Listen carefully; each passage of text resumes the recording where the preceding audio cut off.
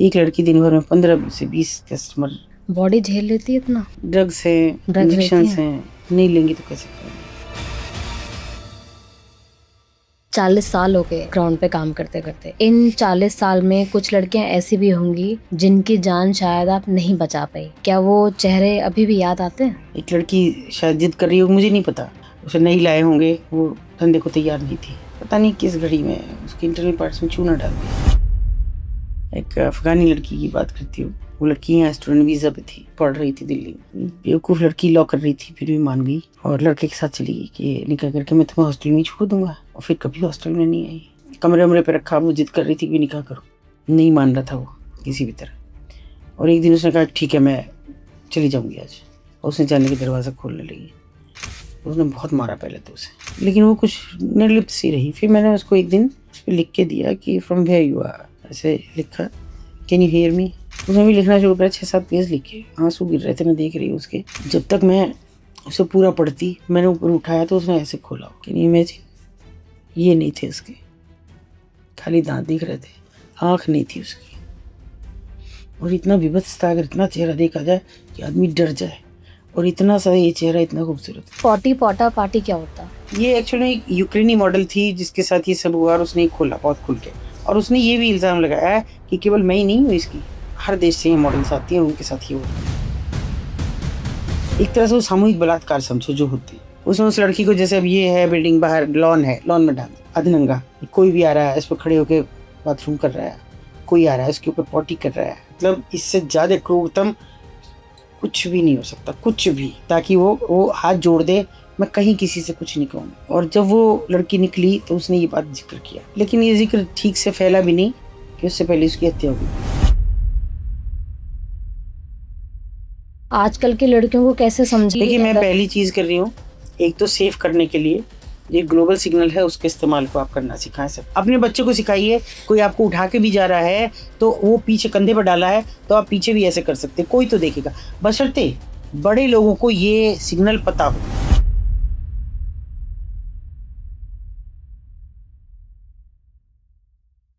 संकल्प शिक्षा प्रसार समिति, आप उसकी को फाउंडर हैं। हाँ। एंड आप एक्स मजिस्ट्रेट भी रहे हैं। हाँ। तो मैं इस पॉडकास्ट को शुरू करने से पहले,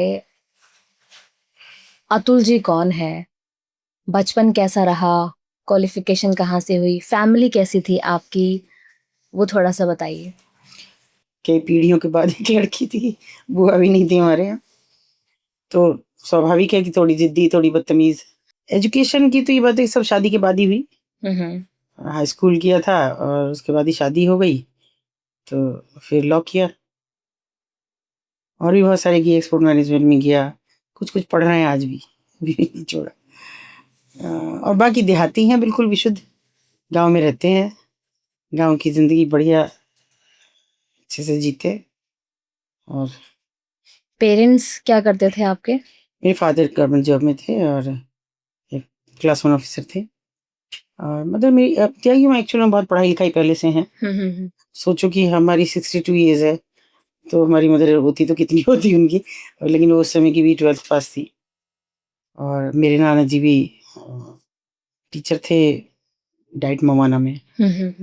तो तब बहुत पढ़ा लिखा हमारी फैमिली है। मेरे घर में 2 आईएएस रहे, मेरे भाई और एक भतीजा, लेकिन दुर्भाग्य से वो ट्रेनिंग से आने के बाद उसकी डेथ हो गई एयर क्रैश में। तो लेकिन सब पढ़ी लिखी फैमिली है मेरी। तो शादी कब हुई आपकी? 77 में। 77। और बस उसके बाद पढ़ाई करते रहे, लेकिन पढ़ाई के साथ साथ कुछ खुराफातें भी होती रहीं, कुछ ना कुछ तो। जैसे? जैसे ये कि ये शादी हमारी बड़ी दुविधा भरी थी, कोई तैयार नहीं था, ना इधर ना उधर, फिर भी हुई। लव मैरिज थी। इंटरकास्ट? इंटरकास्ट तो नहीं कह सकते, दोनों ही ब्राह्मण हैं, त्यागी। और लव मैरिज हुई? हाँ, लव मैरिज ही। 50 साल पहले लव मैरिज करोगे तो भैया इतना आसान तो है नहीं, पर हुई फिर भी। और बाकी अब मैं एक, मतलब एक गर्वित माँ हूँ, मेरे बहुत, जैसे मैंने मतलब बच्चों को बहुत ध्यान नहीं दे पाई क्योंकि इस काम में समय नहीं था। लेकिन शायद किसी ने हाथ पकड़े रखा। जॉइंट फैमिली को इतना कोई सपोर्ट करे, ये बहुत बड़ी बात होती है कि मेरे इन-लॉज़, मेरे देवर, देवरानियाँ, सबने मेरे मतलब बच्चों का बहुत ख़्याल रखा। इतनी अच्छी एजुकेशन पास की गाँव में रह के। तो ये मेरे लिए प्राउड मोमेंट है और बाकी साधारण है, बिल्कुल। तो ये फाउंडेशन की शुरुआत कब हुई? एक्चुअली में ये कोई मेरा जो ये काम है, ये मेरा कोई प्रोफ़ेशन नहीं है। ये शायद बचपन से तय हो गया था कि तुझे ये करना। कब? जब मैं 4-5 साल की थी और पहली बार एडमिशन कराने चली, तो इससे पहले होता नहीं था पहले एडमिशन, फर्स्ट क्लास में ही होता था। एडमिशन कराने गए तो वही गली है, बड़ी बाज़ार का रास्ता है, वहीं से जाना था। तो हमारी मदर ने पहले दिन से कहना शुरू कर दिया था, आज भी कहते हैं वहाँ लड़कियों को उस मोहल्ले में कि ऊपर नहीं देखना। जब कबाड़ी बाज़ार से निकलोगे तो ऊपर मत देखना, सीधे जाना, सीधे आना नीचे। या कभी देख भी लिया भूले-बिसरे तो दुकानदार, बेटा किसके बच्चे हो? उनके हैं जी, तो ऊपर नहीं देखते बेटे, जाओ। इस तरह की हिदायतें थी पहले से, आज भी हैं। तो अब एक बच्चा क्यूरियस तो हो जाता है, जितना उसको ज़्यादा कहा जाएगा उतना ज़्यादा देखेगा उस चीज़ को। तो वो शायद पहली शुरुआत थी। मैंने बहुत सवाल अपनी अम्मा को किए कि क्यों ना देखूँ, क्या है वहाँ पे? तो उन्होंने कहा, खराब औरतें रहती हैं। फिर मैंने पूछा क्यों खराब औरतें हैं? तो उन्हें पता था कि ज़िद्दी है तो बात को पकड़े रखेगी आखिर तक। तो उनका बेटा इसलिए ज़िद्दी हैं कि वो नाचती-गाती हैं। मैंने कहा वो तो आप भी करती हो, जब शादी-ब्याह होती है भाभी भी करती हैं। फिर भाई मुझसे बहुत बड़े-बड़े हैं, काफ़ी बड़े हैं, मैं बहुत छोटी हूँ। तो उन्होंने कहा अभी क्या बताऊँ? फिर शायद पीछा छुड़ाने के लिए कह दिया कि वो दूसरे आदमियों के सामने नाचती। हम तो घर-घर में नाचते हैं, घर के आदमी भी नहीं आ सकते जब फंक्शन हो कोई, और वो दूसरे मर्दों के सामने नाचती है। तो चलो सोच लिया ऐसा। फिर भी क्यूरियोसिटी रही कि ऊपर देखे हैं तो क्या। परसों बीत गए ऐसे। 7वीं वो 8वीं या 9वीं में थी, मैं 8वीं में ही थी। तो सुबह के समय स्कूल जा रही थी, तो एक खट-खट की मुझे आवाज़ सुनाई दी। मैंने जीने की तरफ देखा तो एक लड़की उतर रही थी, बैसाखी से उतर रही थी वो। वो मेरी क्लास में पढ़ती थी। तो मैंने सोचा इसको ये उतरा है तो मैं बात करूँ, तुम वहाँ क्या कर रही है? मेरी अम्मा तो कहती हैं वहाँ खराब होती है और वहाँ के बच्चे पढ़ते नहीं हैं। लेकिन वो वापस लौट गई मेरे से नज़र मिलते ही। फिर मैंने 2-3 दिन इंतज़ार किया, वो स्कूल नहीं आई, और जब आई तो मैं तो भूली नहीं, मैंने तो फिर पकड़ा उसको। भई मेरी अम्मा तो कहती हैं वो खराब औरतें हैं, तुम वहाँ क्या कर रही थी? तो उसने बड़ा सपाट सा मुझे जवाब दिया कि उन खराब औरतों में से एक मेरी माँ है, और ये मेरा ऐसा भाग्य है कि मैं वहाँ पैदा हुई हूँ। मगर अच्छा भाग्य ये है कि मैं बदसूरत और जन्म से पैर खराब है मेरा। तो जो मेरी माँ करती है, जिसके लिए वो खराब कहलाती है, वो मैं नहीं कर सकती, उस लायक नहीं हूँ। इसलिए मुझे पढ़ने का मौका मिला, ये मेरा अच्छा भाग्य है। कुछ समझ में आया, कुछ नहीं आया उस समय। पर फिर शायद उसने स्कूल छोड़ दिया या क्या किया मुझे नहीं पता लगा। उस समय तक तो 8वीं तक तो आती रही, फिर नहीं मैंने देखा। फिर बात आई गई हो गई, इस बीच ही शादी की खुराफात हो गई, जल्दी से। फिर जल्दी-जल्दी बच्चे भी हो गए, और उस वक़्त शायद मैं 18 या 19 साल की रही होंगी मुश्किल से। हमारे पड़ोस में एक महिला ने, मुझे ऐसा लगता है कि जैसे मैं बहुत नास्तिक हूँ, बहुत ज़्यादा मुझे पूजा-पाठ का मुझे याद ही नहीं रहता मेरे मंदिर में कब दिया जला हो। लेकिन हाँ, मैं कहीं भी निकलूँ, मंदिर हो, मस्जिद हो, गुरुद्वारा हो, मैं सबको सिर झुका के मेरे निकलना, मेरे फ़ादर ने मुझे सिखाया कि सब एक जैसे हैं, सब जगह भगवान होते हैं, सबको प्रणाम करके निकलो। तो वो मतलब कोई ऐसी ताकत थी कि जो मुझे लगातार खींच के ले जा रही थी। वो घटना के बाद कुछ साल बीते और बच्चे हो गए, सब चीज़ें हो गई, तो कोई महिला हमारे पड़ोस में रहने आ गई। फिर उसने मेरा बच्चा बच्चा 1 महीने का था, उसको खिलाना शुरू कर दिया। हालाँकि मेरी मदर इन लॉ ऐतराज़ करती थी कि इसके बच्चे अच्छे तो दिखते नहीं कहीं, पता नहीं कौन है, कहाँ से आई है, फिर जो बच्चा दे देती है, झाड़ू-पोछा करती थी आस-पास में। एक फैक्ट्री में करती थी, उन्हीं मज़दूरों का खाना बनाती, वहीं खाना खाया, अपने घर में खाना-वाना भी नहीं था उसका। तो वो मेरे पास काफ़ी बैठने लगी थी काम से निपट के, बच्चे को खिलाती, नहलाती-धुलाती। फिर एक दिन उसने अपने बारे में सब बताया कि मेरे फ़ादर पुलिस में थे और मैं फलानी जगह से हूँ। फिर मुझे उठा लिया, किसी ने रंजिश में, पापा की रंजिश हुई किसी से, उसने मुझे उठा के और बाज़ार में बेच दिया। तो उसने केवल कहा बाज़ार में बेच दिया, और वहीं फिर मैं धंधे में लग गई। तो ये दोनों शब्द मेरे लिए बिल्कुल नए थे। मैंने पूछा बाजार में कैसे, मतलब कि जहाँ औरतों का बाजार होता है। मुझे तब भी समझ इसलिए नहीं आ रहा था, ये तो आने लगा था तब तक कि ये ऐसा बाजार है कि जहाँ नाचना गाना ही औरतें हैं। तो मैंने सोचा ये इसी बाजार से है। तो और फिर ये कि कोई हमारे गाँव का मेरे पास आने जाने लगा, मैंने उसे बताया मैं उनकी बेटी हूँ। तो एक दिन मैं सब पैसा ज़ेवर से इकट्ठा करके दूसरों का भी अपना भी, और उसके साथ चली आई कि मुझे मेरे घर भेज देगा। लेकिन उसने मेरा सब लूट-लाट के चला गया और मुझे ऐसे छोड़ गया यहाँ। तो ये सब बताया कि क्या होता है, धंधा क्या है, ये पहली बार उसने मुझे बताया। फिर कुछ दिन बीते तो उसने एक अचानक से एक डिमांड रखी कि मुझे मेरे घरवालों से मिला दोगी?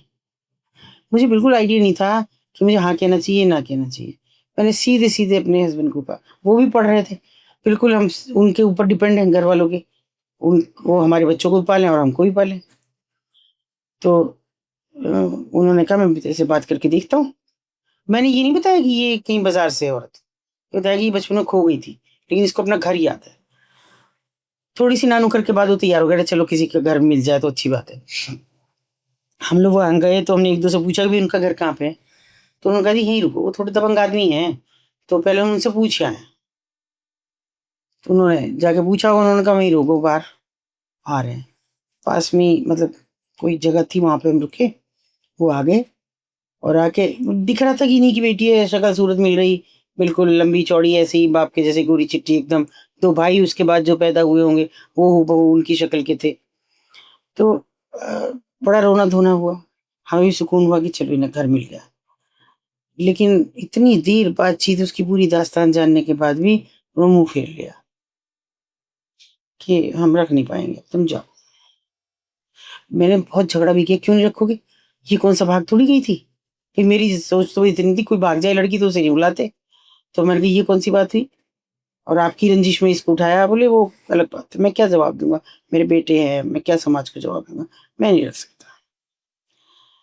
वापस वहाँ से चल दिए। अब मुझे अंदाज़ा था कि अब तो जो होना, होना ही है। रास्ते भर जो मेरे हस्बैंड को सुनाया, मुझे तो डायरेक्टली नहीं कहा गया, लेकिन उनको जो सुनाया गया कि बच्चों की शादियाँ नहीं होने की, मेरे 3 देवर थे, 1 ननद थी, इनकी शादी नहीं होने की अब, इसने क्या करा हमें बता के लाती कि ये ऐसी खराब औरत है, इसके साथ हमें यहाँ ले आई, हम भी पागलों की तरह चल दिए। बहुत बुरा रास्ते सुना। अब मैंने सोचा आज तो मेरे बच्चों को मेरे हाथ में पकड़ा के ही मेरे घर भेज देंगे और जो होना है वो सब होगा। लेकिन घर आते-आते उसको शायद समझ में, वो उस समय उनकी 35-40 साल की करीब की उम्र थी। उनको शायद समझ आ गया था। वो रात के वक़्त निकल गई घर से। हमारे घर में कोई सवाल-जवाब नहीं हुआ। ना ये पूछा कहाँ गई, ना मैंने पूछा, ना उन्होंने मुझसे पूछा। रूटीन में ज़िंदगी, मुझे भी सुकून हो गया कि चलो गई। अब उसके बाद वो 1 डेढ़ साल बाद आती है भाई दूज के दिन। अब चूँकि मेरा कोई इंटरेस्ट नहीं था, त्यागियों में भाई दूज होती नहीं है, और इन लोगों की थी कि मन करना आ जाएँगी हमारी, तो कर लेंगी। अ, वो आई 1 डेढ़ साल बाद और बड़े अच्छे से कपड़ों में थी, और फल, मिठाई-विठाई सब लेके, और वो सीधे ऊपर आई। मेरे को पता था मेरा कमरा ऊपर है। ऊपर आई, नीचे किसी ने नहीं देखा, आँगन में सब व्यस्त होंगे इधर-उधर कुछ ना कुछ।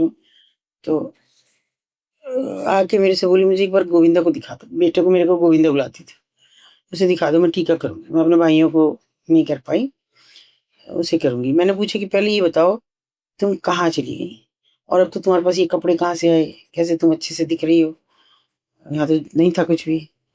तो उन्होंने सीधा-सा जवाब दिया कि भई देखो, जिनसे पैदा हुई उन्होंने मुझे नहीं रखा। तुम्हारा घर बर्बाद हो जाता अगर मैं रुकी रहती हैं। तो जहाँ से आई थी वहीं चली गई। मेरी सोच ये थी कि ये कबाड़ी बाज़ार चली गई। मैंने उस वक़्त मना कर दिया कि मैं नहीं रख पाऊँगी।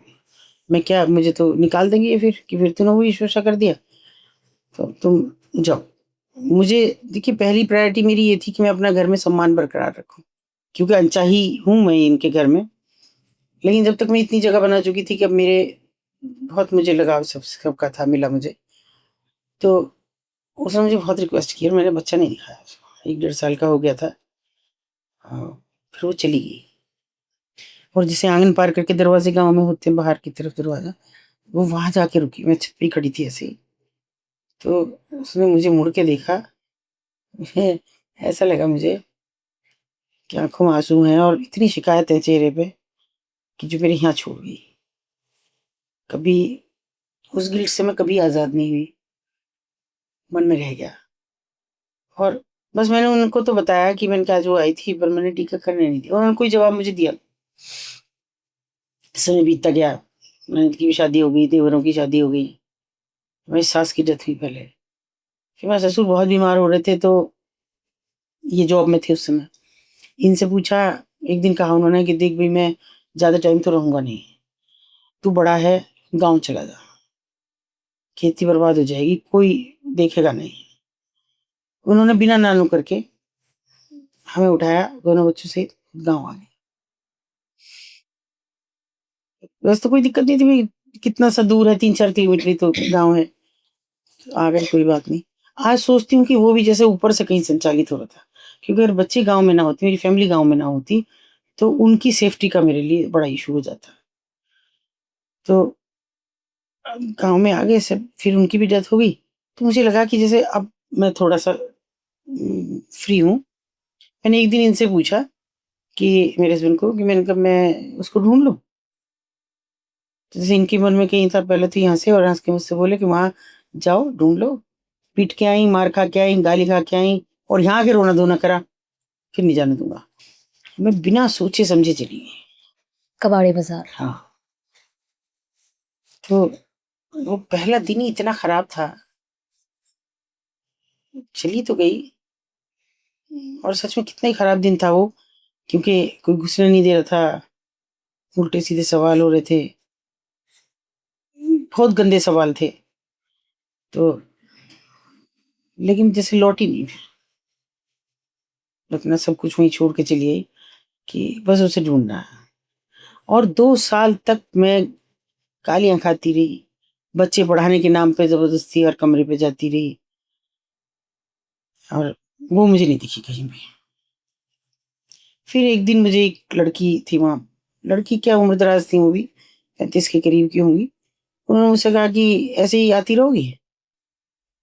मैंने कहा पढ़ा तो रही हूँ बच्चे। उन्होंने कहा पढ़ा रही हो? तुम यहाँ पढ़ा के जाती हो, चाय की दुकान पे कस्टमर ढूँढ के लाते हैं। लड़की अंदर कंडोम देने जाती है। क्या पढ़ा रही हो तुम? तो मैंने कहा और मैं क्या कर सकती हूँ? ये तो तुम्हारी ज़िम्मेदारी है, अपने बच्चों को सँभाल के रखो। तो उन्होंने कहा नहीं मुझे निकाल दो तुम यहाँ। तो तुम तो सारा दिन बाज़ार में रहती हो, सामान भी लाती हो, दूसरी लड़कियों का भी कुछ खिलाती हो, तुमको कौन रोक रहा है? बोले नहीं तुम्हें गलतफ़हमी है, मैं नहीं निकल सकती। मेरी बेटी इनके कब्ज़े में है और अगले साल उसको ये धंधे में डाल देंगे। आज निकाल दो मुझे, तो मेरी बेटी बच जाएगी। मैंने कहा कैसे? मुझे तो पता ही नहीं, कैसे? क्योंकि कुछ भी प्लानिंग नहीं थी कैसी भी। मैं तो केवल उस महिला को ढूँढने के लिए जाती थी। तो उसने कहा कि तुम एक कस्टमर भेजो, फेक। वो यहाँ 1000 रुपए जमा करेगा, अपनी आईडी जमा करेगा, मुझे रात भर के लिए बाहर ले जाएगा और तुम्हारे पास रात भर का टाइम होगा कि मेरी लड़की को वापस ला के दो। और लड़की कहीं राजस्थान में दूर-दराज में। मतलब किसी और के घर में। हाँ, जहाँ ही रखते हैं बच्चों को। तो मैंने कहा ठीक है मुझे 1-2 दिन का टाइम दो। मैंने फिर कुछ अपने लोगों को बात की, कुछ अधिकारियों से बात की। उतने बुरे लोग उस समय नहीं थे अधिकारी भी। तो जो थे उस समय तत्कालीन उन्होंने कहा ठीक है तो बहुत अच्छी बात है आप निकालिए एक लड़की को। हम समझ बताइए। मैंने कहा सर इतनी क्योंकि फ़ोन तो थे नहीं मोबाइल तो। मैंने कहा आप एक बंदे के हाथ उस बच्ची को बुलाइए, ये एड्रेस है, ये सब चीज़ें, ये बच्ची की फ़ोटो है। तो उन्होंने कहा ठीक है 1-2 दिन का टाइम दो, पहले सब सेटिंग करनी पड़ेगी, बच्ची की सिक्योरिटी भी मस्ट है। उन्होंने ख़ैर सब सेट करके कहा कि बुला लो आज। हमने एक आदमी अभी हमारे पास दूसरी समस्या थी। अब 94 में 1000 रुपए का मतलब आप समझती हैं। हम किससे माँगे? अब घर वालों से माँगेंगे तो कहेंगे अच्छा ये भी, पैसे भी हम ही देंगे अब तुम्हें। तो फिर हमने सब अपने साथ पढ़ने वाला भी हम लॉ कर रहे थे उस समय, सबसे माँगे। तो पैसे दो कैसे भी दो, तुम्हारा जेब खर्च हो कुछ भी हो, वो पैसे दो। खैर किसी तरह 300 रुपए एक अधिकारी ने भी हमको दिए। जो थोड़ा बिरादरी का पक्ष कर रहे थे। तो बस हमको 1000 रुपए मिल गए। हमने उसको आईडी सहित वहाँ भेज दिया। लड़की को ले आया। अब हमारे पास रात भर का टाइम था। उधर से वो चल दिए थे। कोई कम्युनिकेशन तो था नहीं कि मोबाइल हो। अब वो नहीं आए जब सुबह 6 बजे तो इस लड़की ने बिल्कुल एकदम आफ़त निकाल दी। मुझे भेज दो वापस, मैं जाऊंगी, नहीं मेरी लड़की को मार देंगे, वो रास्ते में ही मार देंगे। तो मैंने कहा नहीं होने का कुछ भी, थोड़ा सा टाइम और दो, बेकार हो जाएगा, अगर लड़की आ गई तो दोबारा लाना मुश्किल हो जाएगा, अभी थोड़ा रुको। अधिकारी भी बैठे रहे, हम पिन ड्रॉप साइलेंस पूरी रात, बहुत लोग बैठे हम। फिर उसके बाद में उसने कुछ खबरें आई कि मुकदमा लिखा जा रहा है कि एक आदमी मेरी बच्ची को ले गया अपहरण करके। किसने लिखा ये मुकदमा? वो लिखवा रही थी औरतें, मालकिन ब्रॉथल की ब्रॉथल की, हाँ। तो मैं घबरा गई, मैंने कहा वो तो कहेगा, अब वो भी घबरा गया, वो कह रहा जी मेरे तो घर वाले मुझे निकाल देंगे कि तू वहां जाता है और ऐसी ये हरकतें करता है। तो उन्होंने कहा कि अजीब आप बात कर रहे हैं, आप भी पढ़े लिखे, आप भी पढ़ी लिखी, आपको इतना नहीं पता कि जब हम यहाँ बैठे हैं वहां कोई मुकदमा लिख देगा? ये इस समय पूरे जिले में है चर्चा, और सबको पता है क्या कुछ हो रहा है, कहीं भी इतनी सी भी मिस हैपनिंग हुई तो उसको संभाला जाएगा, आप चिंता ना करें। खैर 7 बजे बच्ची है और वो उनका मिलना, वो सब चीजें, पहली बार मुझे लगा कि तुझे तो एक्चुअल में ये करना है, तभी तो उस ऋण से मुक्त हो पाएगी, उस अपराध बोध से मुक्त हो पाएगी। जब एक भी बच्ची उस जैसी निकाल पाई, वो तो नहीं मिली। लेकिन हाँ, अब ये है कि आप सब पॉडकास्टर्स को धन्यवाद है इसके लिए कि किसी ने मुझे फ़ोन किया, अभी 2 महीने 2 ढाई महीना हो गया उससे पहले, कि जिनकी आप बात करती हैं, मैं उन्हें जानता था, वो भी आपकी बात करती थी और उनकी डेथ हो गई है 1 साल पहले, 80 के करीब की रही होंगी। तो मुझे थोड़ा सुकून हुआ ये कि चलो इस गलीज़ ज़िंदगी से मुक्ति पा गई हूँ, और मुझे पता लग गया कि नहीं है, नहीं तो शायद पता नहीं अब तक ये दर्द रहता। तो आपको 40 साल हो गए ग्राउंड पे काम करते करते। मेरे ख्याल से आपने 500 से ज़्यादा लड़कियों की जान हाँ। बचाई होगी। और इन 40 साल में कुछ लड़कियां ऐसी भी होंगी जिनकी जान शायद आप नहीं बचा पाई। क्या वो चेहरे अभी भी याद आते हैं? चेहरा तो कोई भी नहीं उतरता। अगर आप मुझसे इन ये जो 600-700 लड़कियां निकाली हैं, इनमें से एक एक का नाम और सब चीज़ें पूछ रहे हो ना, कौन कहाँ की थी, तो वो भी यहाँ रखी है, किसी को नहीं भूली।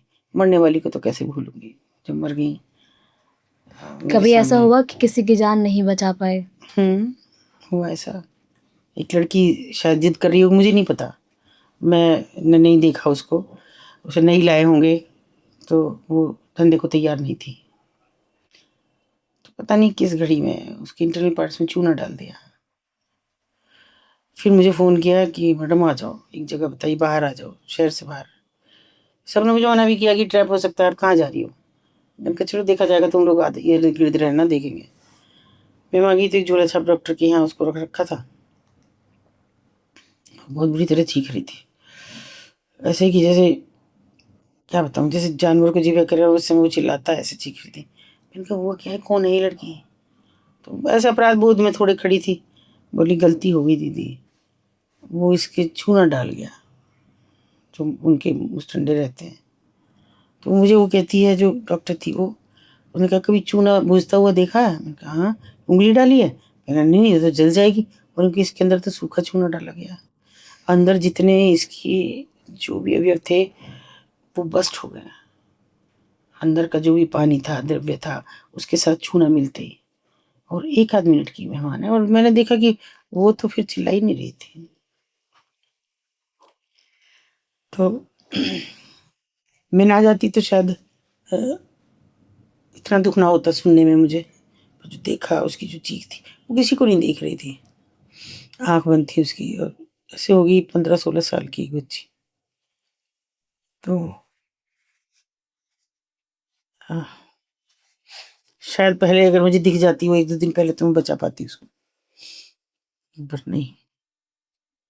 और भी एक लड़की ऐसी ही मरी, वो मेरी गलती थी, उसको भी मैं कभी नहीं भुला पाई। ये तो ऐसा जीवन चक्र है इन 40 सालों का कि जिनको इतना भुलाना भी आसान नहीं, उस दर्द को भी भुलाना आसान नहीं, जो आत्मसात हुआ कि वो झेल रही है और मैं उसे देख रही हूँ। मुझे हमेशा ये लगता है कि मैं तो उन्हें अपनी बेटियाँ ही मानती हूँ, अपनी बेटियाँ हैं मेरी, जिन्होंने मुझे गर्व दिया, मुझे वो दिया सम्मान। मैं नहीं, मुझे समझ आता कि मैं कैसे धन्यवाद दूँ उन बच्चियों को और समझ नहीं आता कि कैसे उस गिल्ट को दूर करूं कि जो जिनको मैं नहीं बचा पाई, और मेरी वजह से भी मर गई थी एक लड़की। वो मुझे अपनी खुशी जाहिर कर रही थी मेरे पे कि कोई मुझसे प्यार करता है, शादी करना चाहता है। और मैं ऐसी बेवकूफ़ निकली कि मैंने कहा अच्छा ठीक है, 1-2 दिन बाद बात करती हूँ। उसने मुझे बताया कि नहीं अभी सुनो, आप उसे जानती हो और वो उसे शादी करेगा। मैंने कहा बेटा कभी कभी इंडिविजुअल धंधा कराने लगते हैं ये लोग, यहाँ कोई शादी करने नहीं आता। मैं जब तक उसे परख ना लूँ तब तक बात नहीं करूँगी। तो मैंने कहा अच्छा नाम बता, मैं उसका सब पता। उसने नाम बताया तो मेरा जैसे दिल दहल गया। मेरे से गलती हो गई, उसकी शादी थी उस लड़के की, और मुझे उस शादी में आना था। मैंने कहा मैं कल आऊँगी तब तुझसे बात करूँगी। और मैं उसे ऊपर से ले आई नीचे, और सामने उसकी उठ चढ़ी हो रही थी। उसने उसे देखा, देखती रही, फिर मेरी तरफ देखा, बड़ी शिकायत थी और चली गई हाथ छुड़ा के। मेरी हिम्मत नहीं हुई मैं उसे रोकूं या फिर से चाहूँ फिर से बात करूं। मैं गई नहीं 3-4 महीने, उस कमरे पे ही नहीं गई कभी। अजीब सा गिल्ट हो गया था कि मैंने क्या किया। शायद वो इसी में खुश थी तो रहती। फिर एक दिन उसकी मालकिन का फ़ोन आता है मुझे कि दीदी आ जाओ और आपसे मिलना चाह रही है। मैंने कहा कहाँ पे है। खैर वो जहाँ ले जाती है मुझे पता होता। मैं आ गई तो इतनी सुंदर लड़की थी वो, और बिल्कुल काली एकदम, और ऐसे लकड़ी जैसी हो रही थी। मैंने कहा ये, मैं उसके पास बैठ गई तो उसने कहा यहाँ मत बैठो। मैंने कहा क्यों। मैंने हाथ में हाथ लिया उसका कि नहीं मैं चाहिए पॉजिटिव तो भी हो जाएगा।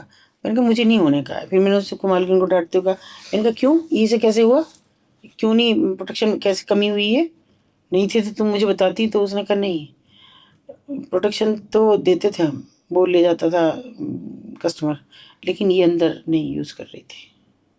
और कब कौन इसे ये दे गया इन 4 महीनों की। जिस दिन आपके साथ गई थी नीचे, पता नहीं इसने क्या किया कि उसके बाद अंदर पता लगा कि ये प्रोटेक्शन ले ही नहीं रही। जब पता चला, जब हम इसका HIV टेस्ट कराने गए, हर महीने मैं सबको भेजती हूँ, तो पता लगा ये HIV पॉजिटिव है। और तब तक लास्ट स्टेज थी इसकी। तो क्या हुआ मुझे नहीं मालूम है। और अब ये कह रही, अब पता लगा है कि कोई लड़का है जो इससे प्यार करने का दम भरता था, इसने उसको भी ये रोग दे दिया। मैंने फिर इससे बात की। मैंने कहा बेटा जितना भी, क्योंकि अब ये इंतजार कर रही है, वो भी कहीं भरती है कि वो मर जाए उसके बाद मैं प्राण छोड़ूं चाहे कुछ हो जाए। जबकि डॉक्टर कह रही है इसके पास 1 मिनट का भी समय नहीं है। ये वही लड़का है? वो लड़का दूर कहीं भर्ती है, हाँ वही। उसको भी इसने दिया। बताती है मैंने उसको बताया ही नहीं। मैंने कहा उसको कैसे दिया, मैंने उसको बताया नहीं कि मुझे पता तेरी शादी हो गई। उनका बेवकूफ़ लड़की, उसकी बीवी को भी दे दिया होगा तूने तो। और मुझे नहीं पता, पर इसको दिया। अब वो जब मर जाएगा तो मुझे खबर आ जाएगी आंटी को, फिर ये मुझे बता देंगी। और बस उसने कोई छोड़ रखा था वहाँ पे। और जैसे उसकी खबर आई तो वो इतना भयानक तरीके से हंसी, मुझे वो हंसी आज तक भी नहीं भूलती कि मैं मर गई। वो अपराध मुझ पे है उसका। मैं ना दिखाती, ऐसी मुगालते में जीने देती तो शायद सब ठीक रहता। समझा सकती थी कि मैं कोई शादी नहीं करता तो शादी मत कर, ऐसी मिलती रह। लेकिन आपके पैर में आई थिंक रॉड डला है आज भी। एक एक्सीडेंट यहाँ हुआ भी था। है, ये हाथ भी है। हाथ में भी आपको रॉड है। आई थिंक एक एक्सीडेंट हुआ था जो सिर्फ कहने के लिए एक्सीडेंट था। हाँ उसके पीछे कौन था ये आप भी जानते हैं। हाँ। पर फिर भी आप रुकी नहीं, क्यों? वो इतना, वहाँ जाके अगर कोई वाकई में ये सोच के जाता है, देखिए जो मैं उन नराधमों की बात नहीं करती जो वहाँ स्त्री देह सोच के जाती है, लेकिन मेरे लिए पहले दिन से ही कोई स्त्री देह थी नहीं वहाँ, कोई प्रोफेशन नहीं था। मैं उन औरतों के बिना रह ही नहीं सकती थी। कब कौन नई बच्ची आ जाए ये सालता था मुझे रात रात भर। मुझे डर लगता था कोई फ़ोन की घंटी रात को बज जाए कि कहीं किसी बच्ची की ना हो, कोई नीचे से मुझे सूचना ना दे रहा हो कि कोई बच्ची आई है, मुझे रात को जाना है क्या। तो वो उस दर्द ने मुझे नहीं कभी रुकने दिया। और शायद उसने हिम्मत दी, इतनी भी हिम्मत मुझे दी। उसके बाद भी बहुत दिन तक तो चला भी नहीं जाता था ठीक से, कुछ ना कुछ लेके चलती थी। आप कुछ बताना चाहेंगे उस एक्सीडेंट के पीछे कौन थे? हाँ, वहीं के ही लोग थे, वहीं के दलाल थे। हालाँकि वो बदला, मैं समझती हूँ कि मैं ये सोचती हूँ, मैं उन्हें दोषी मानती ही नहीं कभी भी नहीं मानती। ना मैं खराब औरतें मानती हूँ। मैं मानती हूँ कि उनके साथ तो वो दे रही हैं लौटा के जो समाज ने उनको दिया, वो हमें दे रही हैं। और इतना हुआ कि जब मुझे होश आया 2-3 दिन बाद, तो मुझे सभी लोग बैठे थे, इन्होंने मुझे कहा कि वो आया था वो, किसी का नाम लिया। मैंने कहा क्यों, क्या कह रहा था? कह रहा था कि मिलना, एक बार मिलवा दो कैसे भी। हमने कहा उनकी हालत देख रहे हो? तो अभी तुम्हें तो पता है कि जैसे गाँव में तो बैठक अलग होती है। मैंने अपना जो लगाया बिस्तर बाहर ही लगा दिया था, बैठक भी उनकी बैठक में लगा दो, लोग आएँगे। अंदर ठीक नहीं लगता, सभी हैं बहू में। फिर एक दिन एक बाहर की तरफ हमारी लॉबी है जिसमें आने-जाने वाले बैठ जाते हैं। मुझे कहा इसने, ये बैठी थी, कहा कि दीदी वो आया है, बाहर बैठा है, आपसे मिलने को कह रहा है एक बार।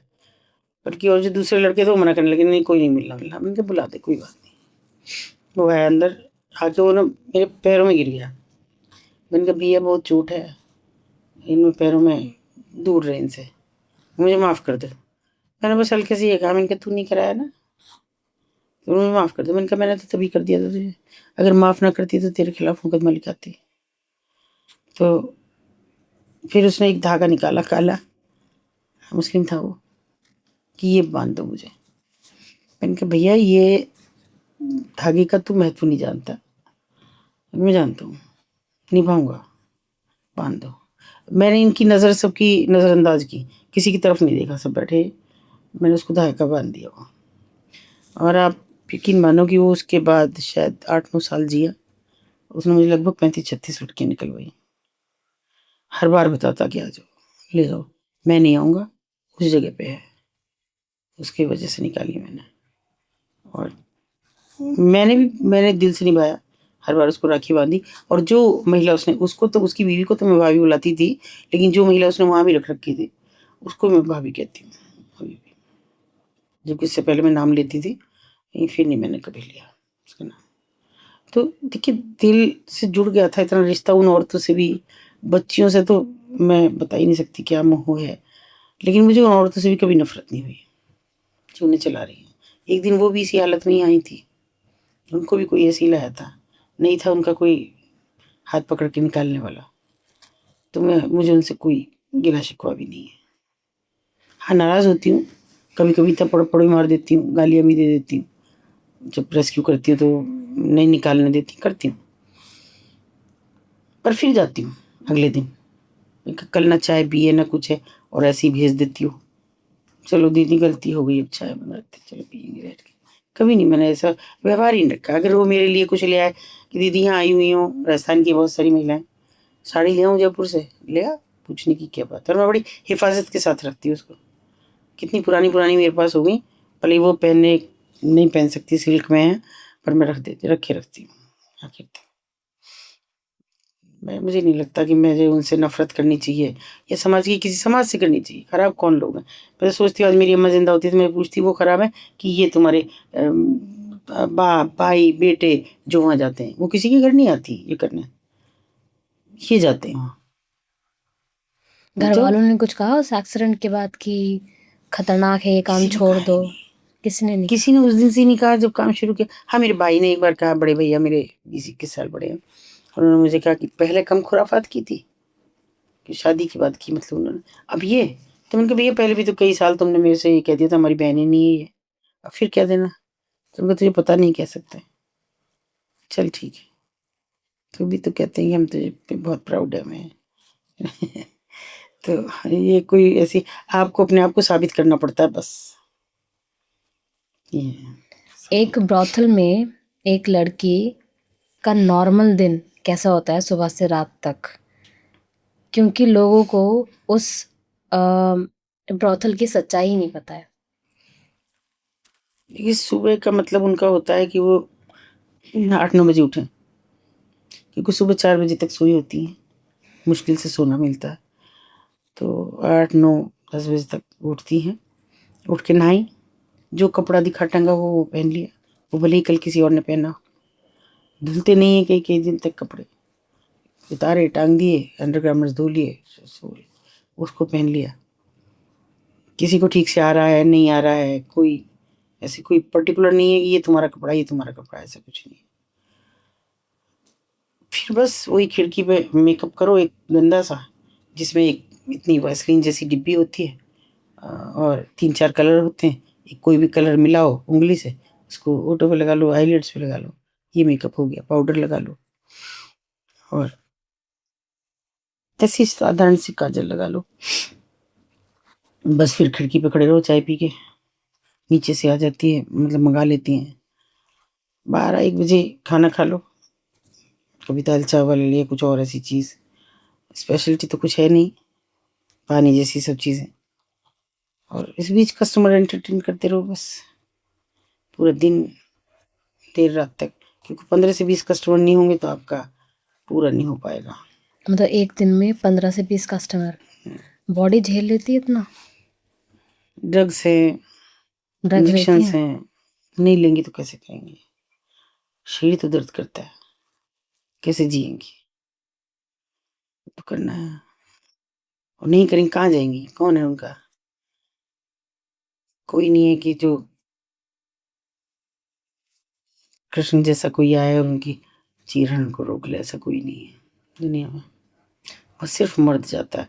ये मैं हर चीज़ की प्रत्यक्षदर्शी हूँ कि जो लोग मुझे मेरे शहर के ही कहते हैं मतलब के लिए मैं बिल्कुल बेटी जैसी। अरे एक बार दिखा के लाओ। पहले तो मुझे इस बात से नफरत है, तो कोई मुझे कहते एक बार हमें भी दिखा के लाओ। नौचंदी लगी है वहाँ, जिसे दिखा के लाऊं? किसको दिखा के लाओ? वहाँ बस ऊपर बाजार में एक सज्जन ने मुझसे कहा कि, मैंने कहा चलो बाबूजी आप बहुत दिन से कह रहे हो, काफ़ी उम्र दराज से, चलो आज मैं आपको ले जाती हूँ। मैं वहाँ रुकी और रुक के मैं तो सड़क पार करके ऊपर चली गई। वो नहीं आए, मुझे कोई परवाह नहीं आए तो नहीं सही। काफ़ी देर बाद में आई तो नीचे खड़ी, गर्मी थी, पसीने पसीने हो रहे। बोले भाई तेरी तो बड़ी हिम्मत है, तू तो ऊपर चली गई। मैंने कहा बाबूजी बस अंतर ये है कि मेरे लिए वो माँ बहन बेटी सब है, आपके लिए कोई एक औरत है। दोनों बातों में बड़ा अंतर है। अगर आप सोचते कि वो भी तो हमारी माँ जैसी, बहन जैसी, बेटी जैसी है, तो आप ऊपर चलते, वरना नहीं। या फिर ये सोचते कि जिस आप बेटी जैसी कहते हैं वो भी तो ऊपर जा रही है, फिर आपकी जान को, जिंदगी को कहाँ खतरा था जो आप नहीं गए? मैंने उनके जीते अब तो नहीं है वो, मैंने कोई बात नहीं की उनसे उसके बाद।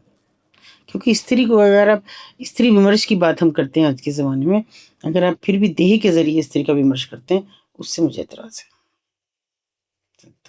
स्त्री है, उसको नॉर्मल एक इंसान की तरह ट्रीट करो, उसी तरह उसको मानो, सम्मान दो। ठीक है एक तबका है कि जहाँ सम्मान दिया जा रहा है, मान दिया जा रहा है, मगर नहीं मैं मानती कि दिया जा रहा है। एक्चुअली मैं मानती हूँ कि सम्मान दिया जाना ऐसा है कि अब तुम मेरे सामने बैठी हो, ये सम्मान दिया जाना, कि वो खुद नहीं है यहाँ और तुमको कहा कि तुम करो ये। मैं अपने हस्बैंड की बात करती हूँ, अपनी फैमिली, केवल हस्बैंड की नहीं करती, मैं अपनी फैमिली की पूरी, मेरे देवर, मेरी देवरानियाँ, मेरे सास ससुर सबकी, कि वो उन्होंने कभी सवाल ही नहीं पूछा, कभी नहीं पूछा मुझसे।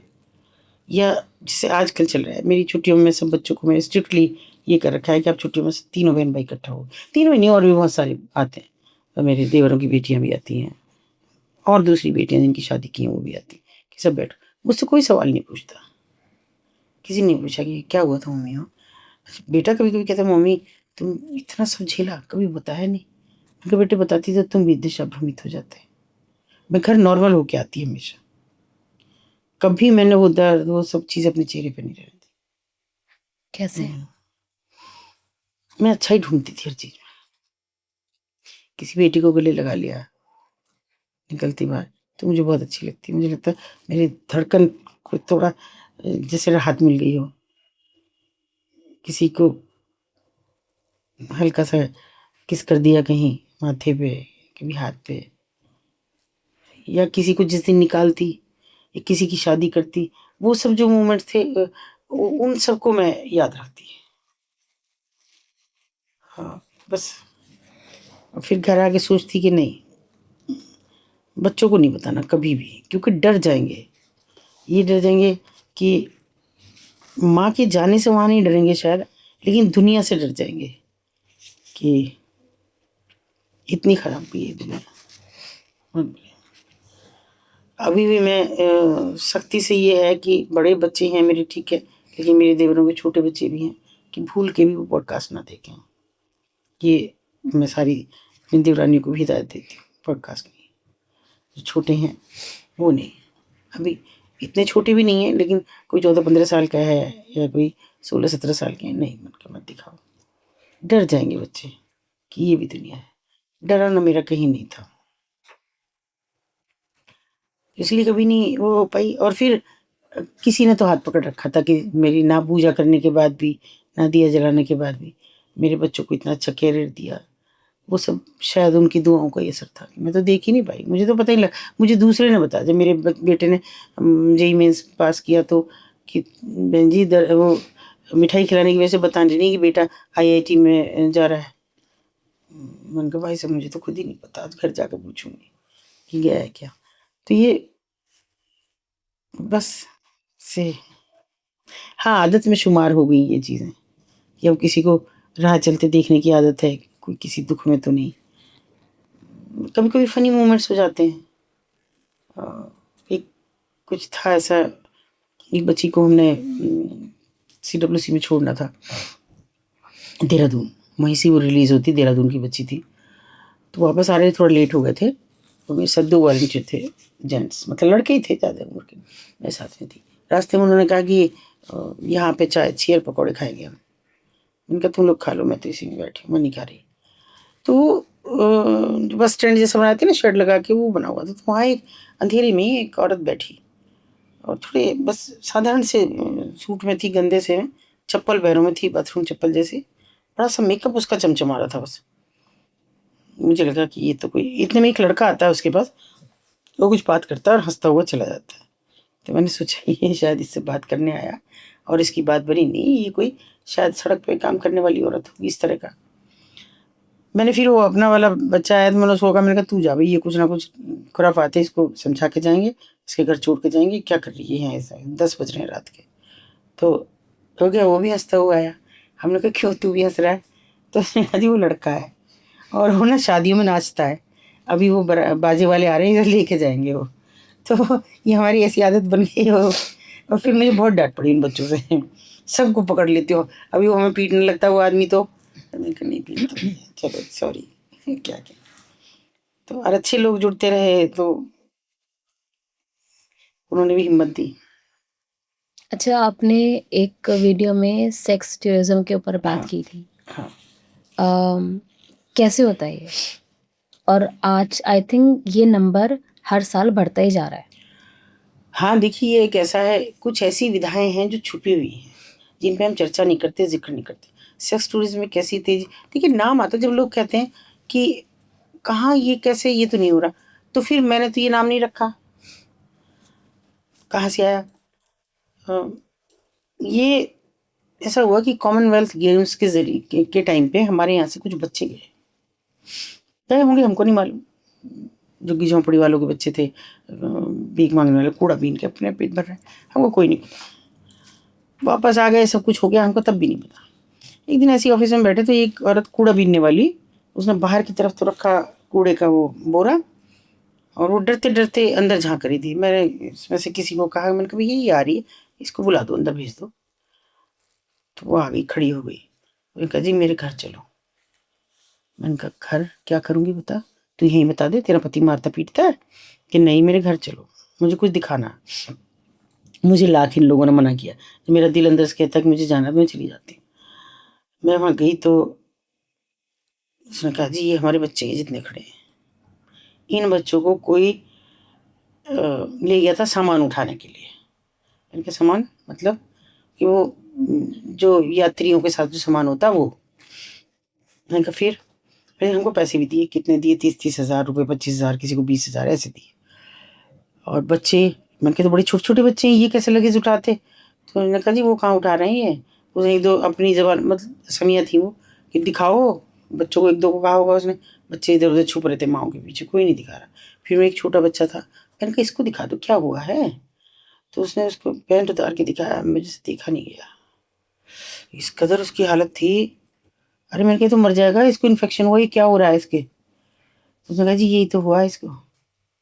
हमको 30,000 रुपये दिए उसके बाद ये दिखाया कि देखो ये लगेज उठाएंगे, वो होटल दिखाया जहाँ ये बच्चा ठहर रहा था, वो कमरा दिखाया कि जिसमें उनका बेड अलग था, बच्चे का छोटा सा अलग लगा हुआ था, और बहुत अच्छा खाना खाते हुए दिखाया, बहुत अच्छा खाना खा रहा है, वीडियो कॉल सब पे दिखाई हमें। लेकिन हमें एक्चुअली नहीं पता था कि हमारे बच्चे के साथ तो ये किया, गलत काम किया जा रहा था जी हमारे बच्चे के साथ। मतलब लड़के सेक्स किया जा रहा टूरिस्ट था। टूरिस्ट, वो विदेशी टूरिस्ट थे। लड़की ले जाते या बुलाते तो खतरा था, ब्लैकमेल होने का भी खतरे हैं आजकल मोबाइल की वजह से, और पुलिस भी होटल्स के साथ मिलकर कभी कभी रेड करती है। बच्चों को तो कोई नहीं पूछेगा, लगेज उठाने, वो बोलने की स्थिति में भी नहीं है, डर के मारे सारे बोलेंगे। लड़के थे? लड़के से 2 बच्चे वापस नहीं आए, वो भाग गए। वो अच्छी थोड़ी उम्र ज्यादा थी, 12-13। देखिए ये कूड़ा बीनने वाले, भीख मांगने वाले बच्चे समय से पहले बड़े हो जाते हैं, वो शायद उनसे छूट के भागे, आज तक मिले नहीं है। वो तो पेट भर ही लेंगे कहीं भी कूड़ा बीन के, लेकिन क्या ये खतरा नहीं है कि वो वही करें जो उनके साथ हुआ? जो भी कमजोर उन्हें दिखेगा उस पर ताकत की आजमाइश करें। फिर हम पूछते हैं बलात्कारी कौन है। ऊपर से हमने मिथक बना लिए हैं कि ये रेड लाइट एरियाज खत्म नहीं होने चाहिए, अगर ये खत्म हो गए तो बलात्कार बढ़ जाएंगे। 60 साल का आदमी परसों एक 3 साल की बच्ची के साथ रेप करता है, तब नहीं था रेड लाइट एरिया, वहां चला जाता। निर्भया कांड हुआ तब रेड लाइट एरिया नहीं थे, दिल्ली में नहीं था। या हैदराबाद के वेटरनरी डॉक्टर के साथ हुआ, तब नहीं था। कहाँ नहीं है, कहाँ नहीं हो रहा है, तो उनको क्यों टारगेट करते हो? यानी उन्हें ना हटाया जाए, इसलिए आपने ये मिथक बना लिया कि उनके साथ सेक्स करेंगे इसलिए बलात्कार नहीं होगी। जब आदमी की ऐसी, यानी आदमी इतना सर्वोपरि हो गया, फिर भी वही आई ना पुरुष मानसिकता की, हम अपने आप को दोयम दर्जे में खुद शामिल कर लेते हैं कि वहां पे आदमी की इतनी भूख है कि वहां चला जाए, घर में हो भले ही पत्नी हो कुछ भी हो, लेकिन ताकत की आजमाइश करने वहां चला जाए, वहां कुछ भी कर सकता है, मतलब मार पिटाई भी करता है? कुछ भी, मतलब ना किसी की बस की सेक्स हो, कुछ भी ले आते हैं हाथ में, इंटरनल पार्ट में, उसकी चीखों में उनका अल्टीमेट प्लेजर केवल उनकी चीखों में और किसी चीज में नहीं है। वो उनका सेटिस्फेक्शन इसमें है कि वो कितना चीख रही हैं, मतलब उनको मर्द होने का एहसास है। ये वो लोग होते हैं जिनका अगर समाज में तिरस्कार हो रहा है तो वहां तिरस्कार दे के आते हैं। कुछ भी वो छोटा मोटा काम कर रहे हैं, किसी तरह रोजी रोटी चला रहे हैं, किसी ने डांट दिया, मालिक ने डांट दिया, कोई काम वाले ने, किसी एम्प्लॉयर ने डांट दिया, तो वो सब वहां निकलता है फ्रस्ट्रेशन, जितना भी निकाल सकते हैं, बीवी पे तो निकाल नहीं सकते। तो ये वो नहीं है कि जो डार्विन का सिद्धांत है कि सर्वाइवल ऑफ द फिटेस्ट, ये कमजोर पे ताकत की आजमाइश है। हम वो करते हैं जब आदमी, एक 60 साल का आदमी 4 साल की लड़की के साथ बलात्कार करेगा तो वो ताकत की आजमाइश कर रहा है, वो अपने मर्द होने का एहसास कर रहा है कि मैं, मेरे में कितनी ताकत है। वो इन देख रहा सामने वाली मासूम चिड़िया जो तुम्हारे पंजे में फंसी हुई है, उस पर क्या बीत रहा होगा, उसको नहीं देखता वो। और हम नहीं करते बहुत सी चीज़ें बिल्कुल भी। क्या मुझे ये लगता है कि क्या सरकारें सुन नहीं रही क्या हो रहा है? क्या पता नहीं है? दिल्ली में आप रह रहे हैं, दिल्ली में सरकार बैठी है, दिल्ली में रेड लाइट एरिया है, तो क्या आपको दिख नहीं रहा? लोग कहते हैं इनको डिमोलिश कर दो, मैं सख्त एतराज करती हूँ। इनको डिमोलिश होने से क्या हो जाएगा? ये गली मोहल्लों में रहेंगी ना कहीं दुनिया में, हिंदुस्तान की नागरिक कहीं निकाल तो नहीं दोगे ना? फिर क्या खाएंगी ये फिर वहां पे करेंगी इस काम को, और वहां हम जैसे जो लोग हैं वहां इनको छेड़ भी नहीं सकते। वहां हम कैसे कहेंगे कि तुम ये काम कर रही हो? तो तब और भी बुरी हालत होगी। आप पुनर्वास क्यों नहीं करते? इनको काम दें, इनको रोजगार दें, इनको ट्रेनिंग दें, वो क्यों नहीं करते आप? कोई तैयार नहीं है, कोई भी। हुआ था एक बार प्रयास, लेकिन उसको ऐसी पलीता लगाया लोगों, सरकार के ही लोगों ने, कि वो योजना ही कहाँ धराशायी होगी पता ही नहीं। कौन सी योजना थी वो? आपने गंगूबाई देखी हो तो उसमें एक घटना होती है जिसमें वो आलिया भट्ट को बहुत पीटता है। हम्म। एक्चुअल में ये यहीं खत्म नहीं है, ये तो उसने थोड़ी लिबर्टी ले ली, ये एक्चुअल घटना है। वो मर गई थी, सोनागाछी की लड़की थी। जिसके साथ हुआ था? मरने के बाद में उसकी मालकिन को लगा होगा कि भाई पैसा भी गया, लड़की भी गई, उसने थोड़ा इधर उधर भाग दौड़ की कि मुकदमा लिखाऊंगा उसके खिलाफ। वो मजबूत आदमी था, मुकदमा लिख नहीं रहा था कोई भी उसके खिलाफ, लेकिन अखबारों में छपने लगा था।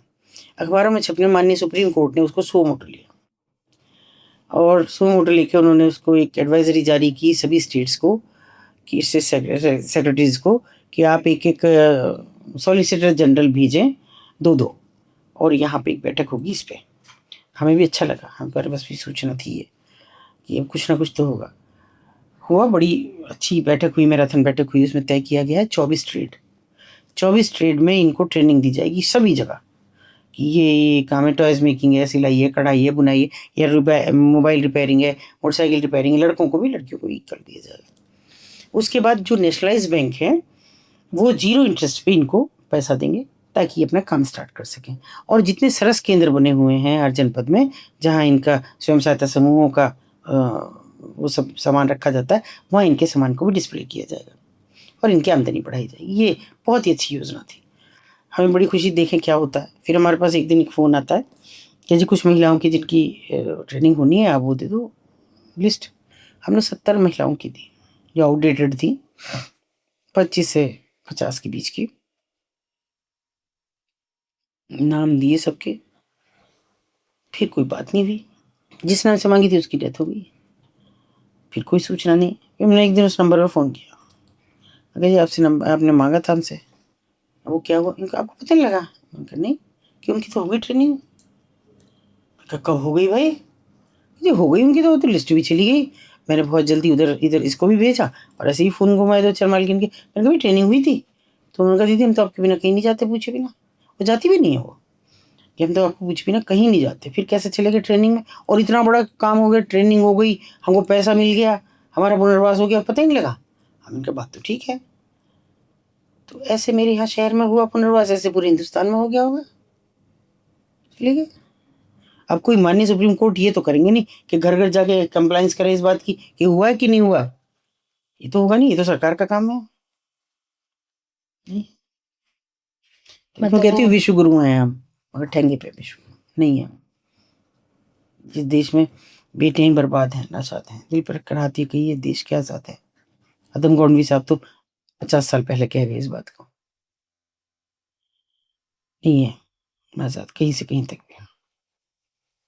हमने विमेन ट्रैफिकिंग के बारे में तो कई बार सुना है, फिर चाइल्ड ट्रैफिकिंग के बारे में सुना, फिर अभी कुछ सालों से मेल ट्रैफिकिंग के बारे में भी सुन रहे हैं। नहीं, मेल ट्रैफिकिंग नहीं है, मेल प्रोस्टिट्यूशन है। लेकिन ट्रैफिकिंग वो उन्हें कौन ट्रैफिक करके बाहर ले जा रहा है? वो तो और कोई कर लें, आदमी को कौन लेके जा रहा है? ये असल में मर्द भी अब मतलब पुरुष वेश्या, ये भी काम हो रहा है कि पैसा कमाना इजी मनी चाहिए सबको।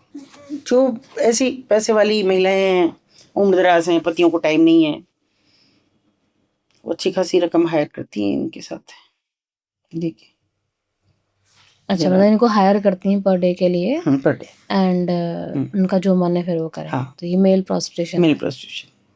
ओके। और जो ये विमेन ट्रैफिकिंग का है, मैंने आपके एक वीडियो में देखा था, आप एक लड़की की बात बता रहे थे जिसमें कि उसको कैद किया हुआ था एंड वो जो चाह रहा था वो कर रहा था उसके साथ में। देखिए ऐसे कि मान लो एक लड़की को ले आया ट्रैफिक करके, है धोखे से, प्यार में, नौकरी के नाम पे, शादी के नाम पे आप ले आए उसे, और उसके बाद उस लड़की को पता लगा ये तो ये है, उसे कहा जाए कस्टमर, वो मना करेगी।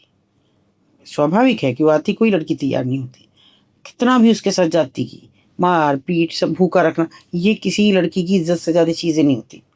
क्या आप उसको भूखा रख दो, वो सोच लेगी मैं मर जाऊँ, इज्जत से सौदा नहीं करूँ। वो कर रही थी। तो आखिरी जैसे अभी मैंने बताई चूने वाली बात, वो उस परिस्थिति की होती है परिणति कि जब आप नहीं मान रहे तो आपके साथ साम दाम दंड भेद कुछ भी किया जाएगा। वो बच्ची बहुत कम उम्र की थी, पता नहीं उसको तुम कह रही हो किसको कह रही हो, बहुत कम उम्र की थी, उसके साथ नॉन स्टॉप जो सेक्स हो रहा था, मर गई ऐसी।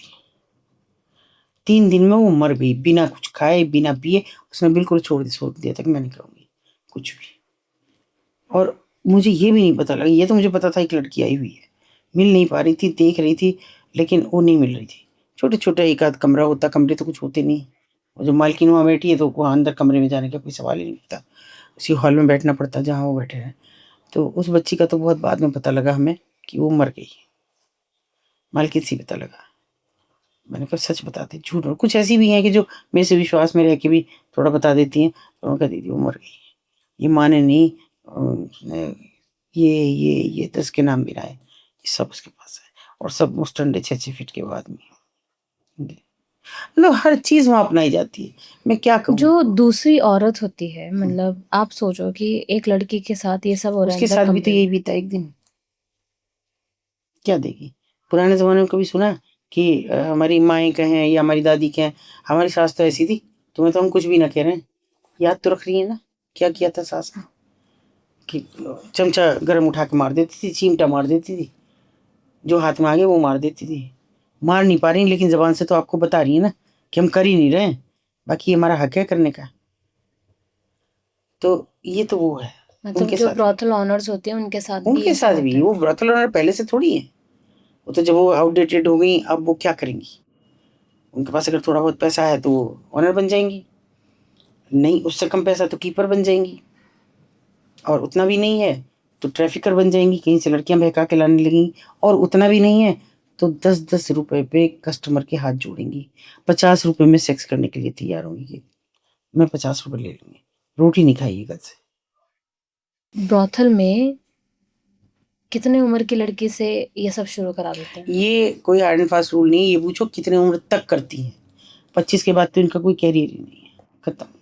अच्छा। अरे आप सोच के देखो कि आप एक मोबाइल का इस्तेमाल कर रही हो, एक दिन ऐसा हो जाएगा कभी ये इसकी स्क्रीन गायब होने लगेगी, कभी इसमें आवाज़ कम आने लगेगी, कभी फ़ोटो साफ नहीं देगा। इसका मतलब ये अब कह रहा है कि अब मेरे बस की नहीं है, आप दूसरा खरीदते हैं। एक लड़की दिन भर में 15 से 20 कस्टमर झेलेगी, उसका शरीर कितने दिन चलेगा? उसके बाद कस्टमर इग्नोर करने लगता है कि डेली नहीं रखनी, ये मेरे लायक नहीं है। और हैबिचुअल होने के बाद में वो चीख नहीं रही, चिल्ला नहीं रही, तो नहीं, नई लड़की तो फिर ये डिमांड एंड सप्लाई का खेल है सारा। मतलब कितनी भी बच्चियों को किसी भी उम्र के बच्चों के साथ शुरू कर देते हैं, या 18 के ऊपर शुरू नहीं करते नहीं, हैं? अरे कौन वहाँ कौन से रूल चल रहे हैं? 14-15 साल की लड़की आ जाती है धंधे मांगते ही। मेरे सामने एक दिन एक मालकिन काम नहीं कर रही थी, बच्चे अच्छे सब इधर उधर शिफ्ट कर दिए थे अपने घरों में, उम्र दराज थी, कुछ सूचनाएं भी दे रही थी। एक दिन मैं उसके पास गई, उसने एक सूचना दी थी, तो मैं उसके पास गई, तो एक आदमी उससे बहस कर रहा था बैठा हुआ। वो आदमी मुझे नहीं पहचान रहा, वो मुझे देख के कहने लगी, देखना दीदी मैं कहाँ से लाऊं? मैंने कहा आपको तो पता, मैंने काम छोड़ दिया। मैंने कहा हाँ छोड़ दिया फिर? बोले यूँ कह रहे हैं ये बाबूजी कि छोड़, वो बच्चा चाहिए, बच्चा चाहिए। मैंने कहा बच्चा तेरे पास कहाँ से आया? बोली अब आप समझती नहीं हो, छोटी लड़की मांग रहे हैं और ये कह रहे हैं अगर तेरे पास नहीं है तो अपनी पोती को भेज दे, अपनी देवती को भेज दे। और मैंने कहा है कौन ये सज्जन, मैंने तो कभी देखे नहीं है। बोली दरोगा जी आप ना जानती इनको। बड़ा मुझे क्रोध आया। मैंने कहा सुनो तुम्हारा लिहाज कर रही हूँ, अभी के भी उधर जाओ, वरना कसम से बता रही हूँ पूरे बाजार में मुंह काला करके मारते हुए लेके जाऊंगी, कोई रोकने वाला नहीं मिलने का मुझे, 1 सेकंड में उतर जा। उतर गया वो, इतनी हिम्मत नहीं हुई। अब देखिए उसका दूसरा पक्ष क्या है कि एक दिन रेस्क्यू के बाद हम गए थाने, एंटी ह्यूमन ट्रैफिकिंग थाने सभी जगह है अब। वो सज्जन उसी थाने में तैनात थे। एंटी ह्यूमन ट्रैफिकिंग थाने इसलिए बने हुए हैं कि रेस्क्यू करके लड़की वहाँ ला के रखी जाए, इसी काम के, और वो वहीं तैनात है। मुझे देख के उन्होंने दूसरा, और रिटायरमेंट के नज़दीक थे, ऐसे हाथ जोड़े। मैंने कहा हट, मैं तो तेरे जैसे की शक्ल भी नहीं देखना चाहती, तुझ पर मुकदमा लिखा के मुझे, मैं अपने आप को भी गंदा नहीं करना चाहती और तुझे सुरखरूल नहीं करना चाहती, निकल यहाँ से, हटा, शर्म से डूब मर तू। एक दिन मेरे को वो झेलेगा। और मैंने सच में अपनी आंखों के आगे देखा ऐसे लोगों को झेलते हुए। रेस्क्यू ऑफिसर को देखा कि जो मुंह से राल गिरती रहती है, ऐसे हाथ हो गए हैं, और एक आदमी उसको लेटरिन कराने ले जाएगा, नहीं कराया तो वहीं बिस्तर में करता रहेगा, ये हालत है उसकी। एक मैं ऐसे पिंप की बात करूंगी कि जिसको अंत समय में बांध के रखते थे, उसको यही पता नहीं था कि मैं ऐसे चलेगा, चलता रहेगा, ये दीवार नहीं दिखेगी उसे, इसमें जाके सिर फूटेगा, फिर मुड़ गया तो मुड़ गया, फिर इधर को चल देगा, तो रस्सी में बांध के रखने लगी थी, उस हालत में मरा है वो। मैंने ऐसे, ये भी एक जो अपनी पत्नी को बेच के चला गया था, अभी इसी तारीख में मुझे पता लगा, वकील साहब ने कहा बहन जी अब माफ़ कर दो उसको, अब तो वो खाट में ही सब लेटरिन पेशाब कर रहा है, कोई करने वाला भी नहीं है। मैंने कहा तो बिल्कुल नहीं करती, भगवान ने उसे माफ़ नहीं किया, मैं कौन हूँ, मेरी क्या औकात है? मैंने देखा वहाँ जो लोग जाती करते हैं उनकी ये हालतें मरते हैं। देता है वो सजा ऊपर वाला, कोई है जो देता है, ऐसा नहीं है। 14 साल 15 साल की लड़कियों के साथ भी मतलब लड़कियों को ब्रॉथल में रखा जाता है, काम करवाया जाता है। कोई डिमांड है ना, 14-15 साल की। बिल्कुल। वो तो अर्थशास्त्र का देखिए, कुछ समय पहले 20-25 साल पहले तब ये सब चला था कि बहुत सही पॉजिटिव की बात चली थी, उसमें हमने बिल्कुल कंडोम के बिना कोई सेक्स नहीं। इसको मालकिन ने मान भी लिया था कि ठीक है दीदी, मैं किसी को नहीं करने दूंगी। तब ये मिथक बना लिया था कि कम उम्र की लड़कियों के साथ सेक्स करोगे HIV पॉजिटिव नहीं होगा। नहीं होंगे। तो तेजी से नई लड़कियों को लाना शुरू कर दिया, छोटी छोटी लड़कियों को। मतलब आप एक बार बताओगे कि एक लड़की को कैसे ट्रैफिक कैसे किया जाता है, उसको नशे में देखो कैसे इसको डाला जाता है? नहीं, नशे वशे में तो बहुत बाद की बात है। ये सिंपल सा है। एक तो वो जो बहुत हाई फाई परिवारों की लड़कियों को फंसाना है, उसके लिए बहुत ही जिम विम करके और बढ़िया बॉडी वॉडी खूबसूरत सा लड़का और एक बड़ी कोई मोटरसाइकिल, गाड़ी नहीं मोटरसाइकिल को दे, ताकि कॉलेज के इर्द गिर्द घूम के लड़कियां फंसा सके। लोग कहते हैं कि लव जिहाद है, वो लव जिहाद नहीं है। लव जिहाद ये है जिसमें फंसा के एक बच्ची का जीवन वहां नर्क में डाल दिया जाए। अगर कोई दो कम्युनिटी के लोग शादी करना चाहें, मैं उसे लव जिहाद नहीं मानती। वो उसे फंसाएगा और ब्रोथल तक पहुंचाएगा, अच्छे पैसों में जाएगी। दूसरा है वो कि जो फेक अफेयर में कहीं दूर दराज से लाएगा, शादी करेंगे चल कहीं और, यहाँ नहीं करते, लेकर बेच दिया।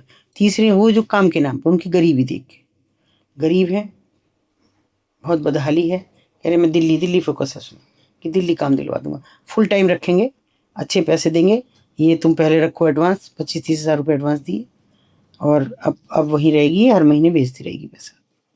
ना कभी पैसा जाता, ना फिर लड़की जाती, कभी काम के बजाय वहाँ जाती है। जो सबसे निचला तबका है वो वहाँ की, जब मतलब बहुत ही गरीब हैं, शायद ठीक से खाना भी नहीं है या मजदूरी कर रहे हैं, तो इकट्ठा कहते हैं कि भाई तुम अपने बच्चों को हमारे साथ भेजते रहो, इनका पैसा हम भेजते रहे। 1-2 साल भेजते हैं और ये घर पे लगवा दिया हमने, पर ये किसी से कहना मत, क्योंकि बच्चे नाबालिग हैं, लड़की हो या लड़का नाबालिग हैं, तो लड़कों को तो कहीं रखा देते हैं काम पे, लड़कियों को ब्रोथल में, छोटी उम्र की। फिर नहीं वो लड़की कभी वापस जाती। वापस क्यों नहीं जाती वो? कैसे जाएगी, कैसे? मैं यहाँ बैठी हूँ, तुम 4 लोग, तुम एक उसके हो ग्रुप के, मैं अकेली हूँ। अगर तुम चाहो तो मैं निकल जाऊंगी यहाँ से, तब। और वहाँ तो इतना गंदा है कि नीचे दुकानदार भी स्टेक होल्डर्स हैं उनके, और ठेले वाला, रिक्शा वाला, मोचीज, कोबलर, सब उनके तो स्टेक होल्डर है। लड़की भागी नहीं कि कह देंगे अरे लड़की तेरे यहाँ से, तेरे यहाँ से, तेरे यहाँ से, सब शोर मचाना शुरू कर देंगे। जैसे किसकी बात करेंगे आप? वहाँ से कभी नहीं कोई भाग सकता अपने आप। हमको निकालने में इतनी परेशानी होती है। जैसे आप बोल रहे हो कि उनको बोलते हैं, ये बोल के निकाला जाता है या ट्रैफिक किया जाता है कि तुम्हें फुल टाइम रखेंगे, इतने पैसे देंगे। पैसे मिलते हैं उनको? नहीं, पैसे नहीं मिलते। उनसे पैसों का क्या लेना देना, पैसे तो मालकिन लेती है, उनको तो वही रोटी और वही जो पुराने दुराने कपड़े, और बस। मतलब उनके पास पैसे भी नहीं होते? नहीं, उनके पास कुछ नहीं होता। उनके पास ना कुछ होता है ना होना है, क्योंकि उनको थोड़ी मिलता है, बाहर मालकिन तय करके ले लेगी। ये कौन सी जा रही है, कौन जा रही है भाई, तय थोड़ी कौन लड़की जा रही है, मालकिन ले ली भाई, लाओ चलो, ये वाली नहीं, ये वाली नहीं, ये वाली, चल इसको भेजते। ना उनके पास अपना खाता होता है, ना ही अपनी। खाता किसकी बात कर रही है? ये तो बड़ा मुश्किल, हमने उनके आधार कार्ड, वोटर कार्ड ये बनवाए, इतनी मुश्किल से पहचान छिपा छिपा के। वहाँ कौन खाता किसका खुल रहा है? क्या जिंदगी क्या है, मतलब कुछ नहीं, नर्क सोसाइटी है। में कोई नहीं, बस एक साइड नर्क। ये है और दूसरे साइड ये सब हो रहा है। नर्क है ऐसा कि जिसको जीते जी, आप कहते हो ना कि स्वर्ग नर्क वहाँ है, नहीं, मैं जिसे नर्क देखना वो वहाँ देख लो। इतना नर्क है, आप इमेजिन कर सकते हैं कि बच्ची खाना खा रही है और वहाँ सब कुछ पड़ा हो, उसको हटने की इजाजत नहीं है वहां से। ये टीज करने के तरीके हैं, आप कह भी नहीं सकते। अगर मैं कहूँ कि तुम ऐसे क्यों करवा रही है ऐसे, मैंने कहा कहाँ दीदी अपने आप ही तो खा रही है बैठी हुई, मैं थोड़ी मना कर रही हूँ। जहाँ पे ये सब होता है वहीं पे खाना खा रही है वो बैठी हुई। बहुत सी चीज़ों की कल्पना नहीं कर सकती कि अगर वो नहीं, लड़की मतलब कोई प्लेजर वॉइस नहीं कर रही तो बाहर निकाल देंगे, दूसरी थी ये ठंडी है। 40 साल हो गए लगातार इन ग्राउंड पे काम करते करते। क्या कोई एक ऐसी कहानी है जो आप कभी नहीं भूलते हो, ऐसी जो आपने आज तक कभी नहीं सुनी हो? नहीं, ऐसी तो सारी हैं, ऐसी तो कोई वही नहीं है, पर मैं एक अफ़गानी लड़की की बात करती हूँ। वो लड़की यहाँ स्टूडेंट वीज़ा पे थी, पढ़ रही थी दिल्ली में। कोई ऐसी, जैसे मैंने अभी बताया कि फंसाते हैं बाइक पे घुमा घुमा के उसको फंसाया और कहा कि चलो शादी करते हैं।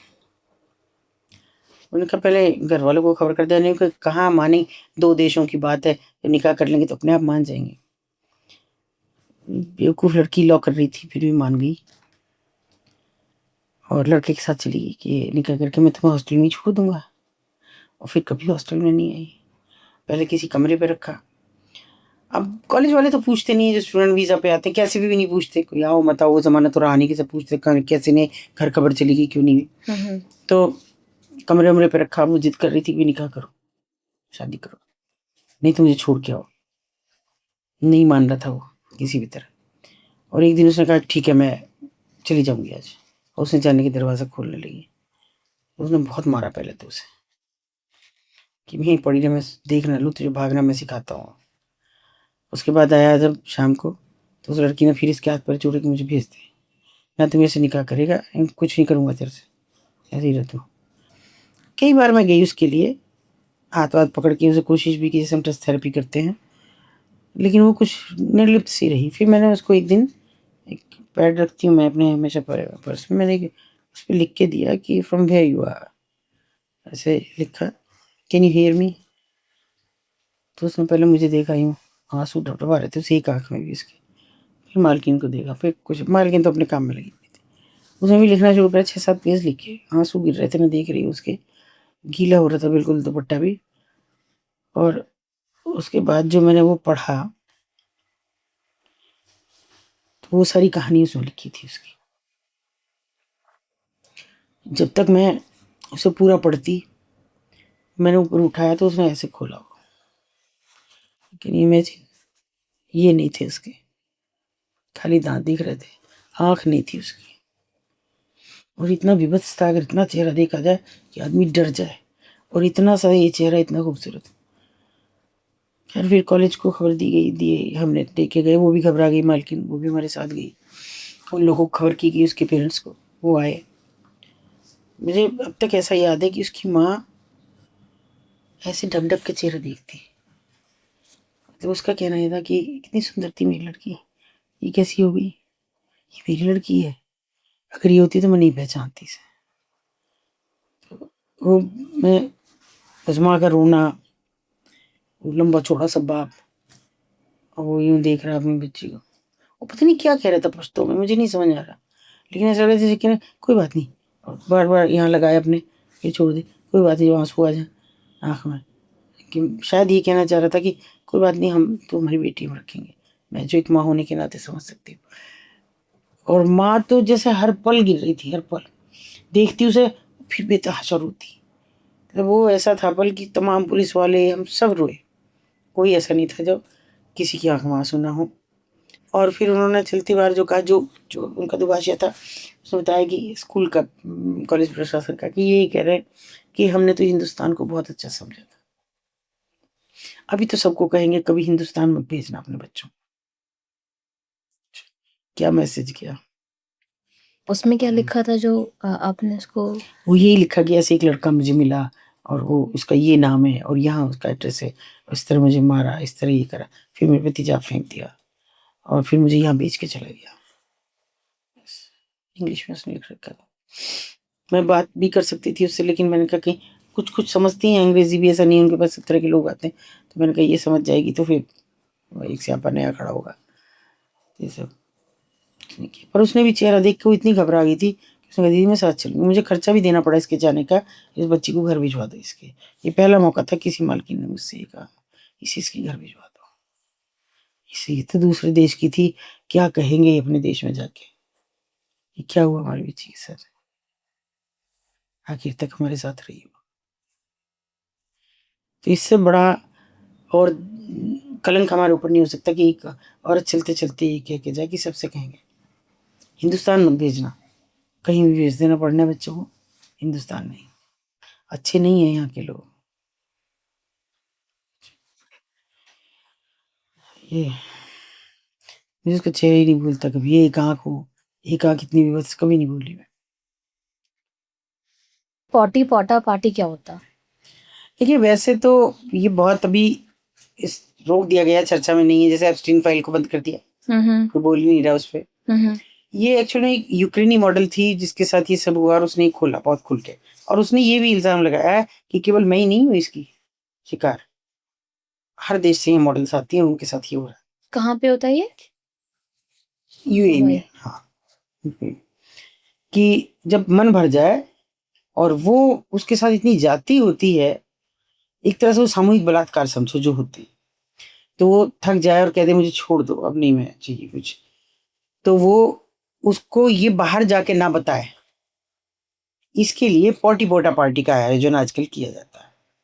उसमें उस लड़की को, जैसे अब ये है बिल्डिंग, बाहर लॉन है, लॉन में डाल दे अधनंगा, और हर आदमी उस पर बाथरूम करेगा, उसी पे पोटी करेगा, उसको कहेंगे ऐसी ऐसी रहो, ऐसी ही खाओ, जो भी खाना भी भूख लगी है इतनी गंदगी में खाओ, इस हालत में। मतलब इससे ज्यादा क्रूरतम कुछ भी नहीं हो सकता, कुछ भी। कोई भी आ रहा है इस पर खड़े होके बाथरूम कर रहा है, कोई आ रहा है इसके ऊपर पॉटी कर रहा है, तो ताकि वो हाथ जोड़ दे, मैं कहीं किसी से कुछ नहीं कहूंगा, मुझे आजाद कर दो। और जब वो लड़की निकली तो उसने ये बात जिक्र किया, लेकिन ये जिक्र ठीक से फैला भी नहीं कि उससे पहले उसकी हत्या हो गई।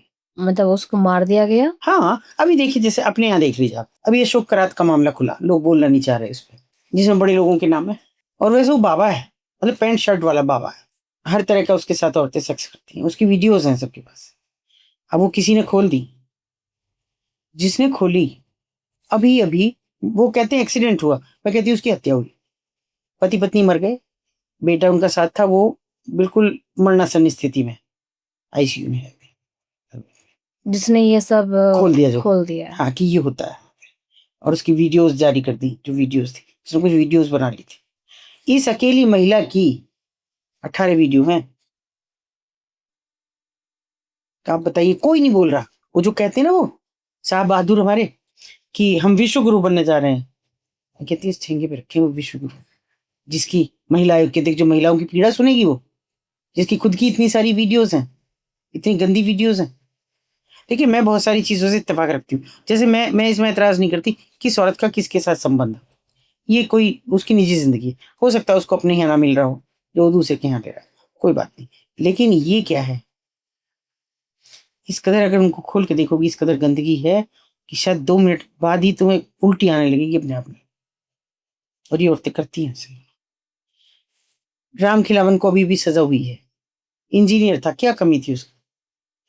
वो और उसकी बीवी पॉर्न फिल्में बनाते, कैसे? पड़ोस के बच्चों को बहकाया, आओ टॉफी देंगे, बिस्किट देंगे, फिर वो उसका पति उसके साथ सेक्स करता उस बच्चे की, और पत्नी बनाती है वीडियो, फिर उन्हें बाहर भेजते हैं, करोड़ों रुपए कमाए उसमें। जिसमें हाल ही की कुछ 2000 समथिंग पोर्नोग्राफी कुछ ऐसे पॉर्न वीडियोस निकल के आए, उन्हीं की बात कर रहे हो ना? अशोक करात की तो आप देखोगे उसमें तो बड़े बड़े लोगों के नाम, बहुत बड़े बड़े लोग। तो किसकी बात करेंगे? एप्स्टीन फाइल कैसे दबा दी गई, उसको भी मार दिया गया, जिसने खोला वो भी नहीं है अब दुनिया में, उसमें तो काफी बड़े लोगों के नाम है, बड़े लोगों के नाम, ऑलमोस्ट सभी। सभी। तो और जब हाईवे पे, जयपुर मुंबई हाईवे पे, दिल्ली मुंबई हाईवे पे सेक्स करते हुए कैप्चर हो जाते हैं सरकार के मंत्री, कहाँ सो जाती है जनता उस वक्त?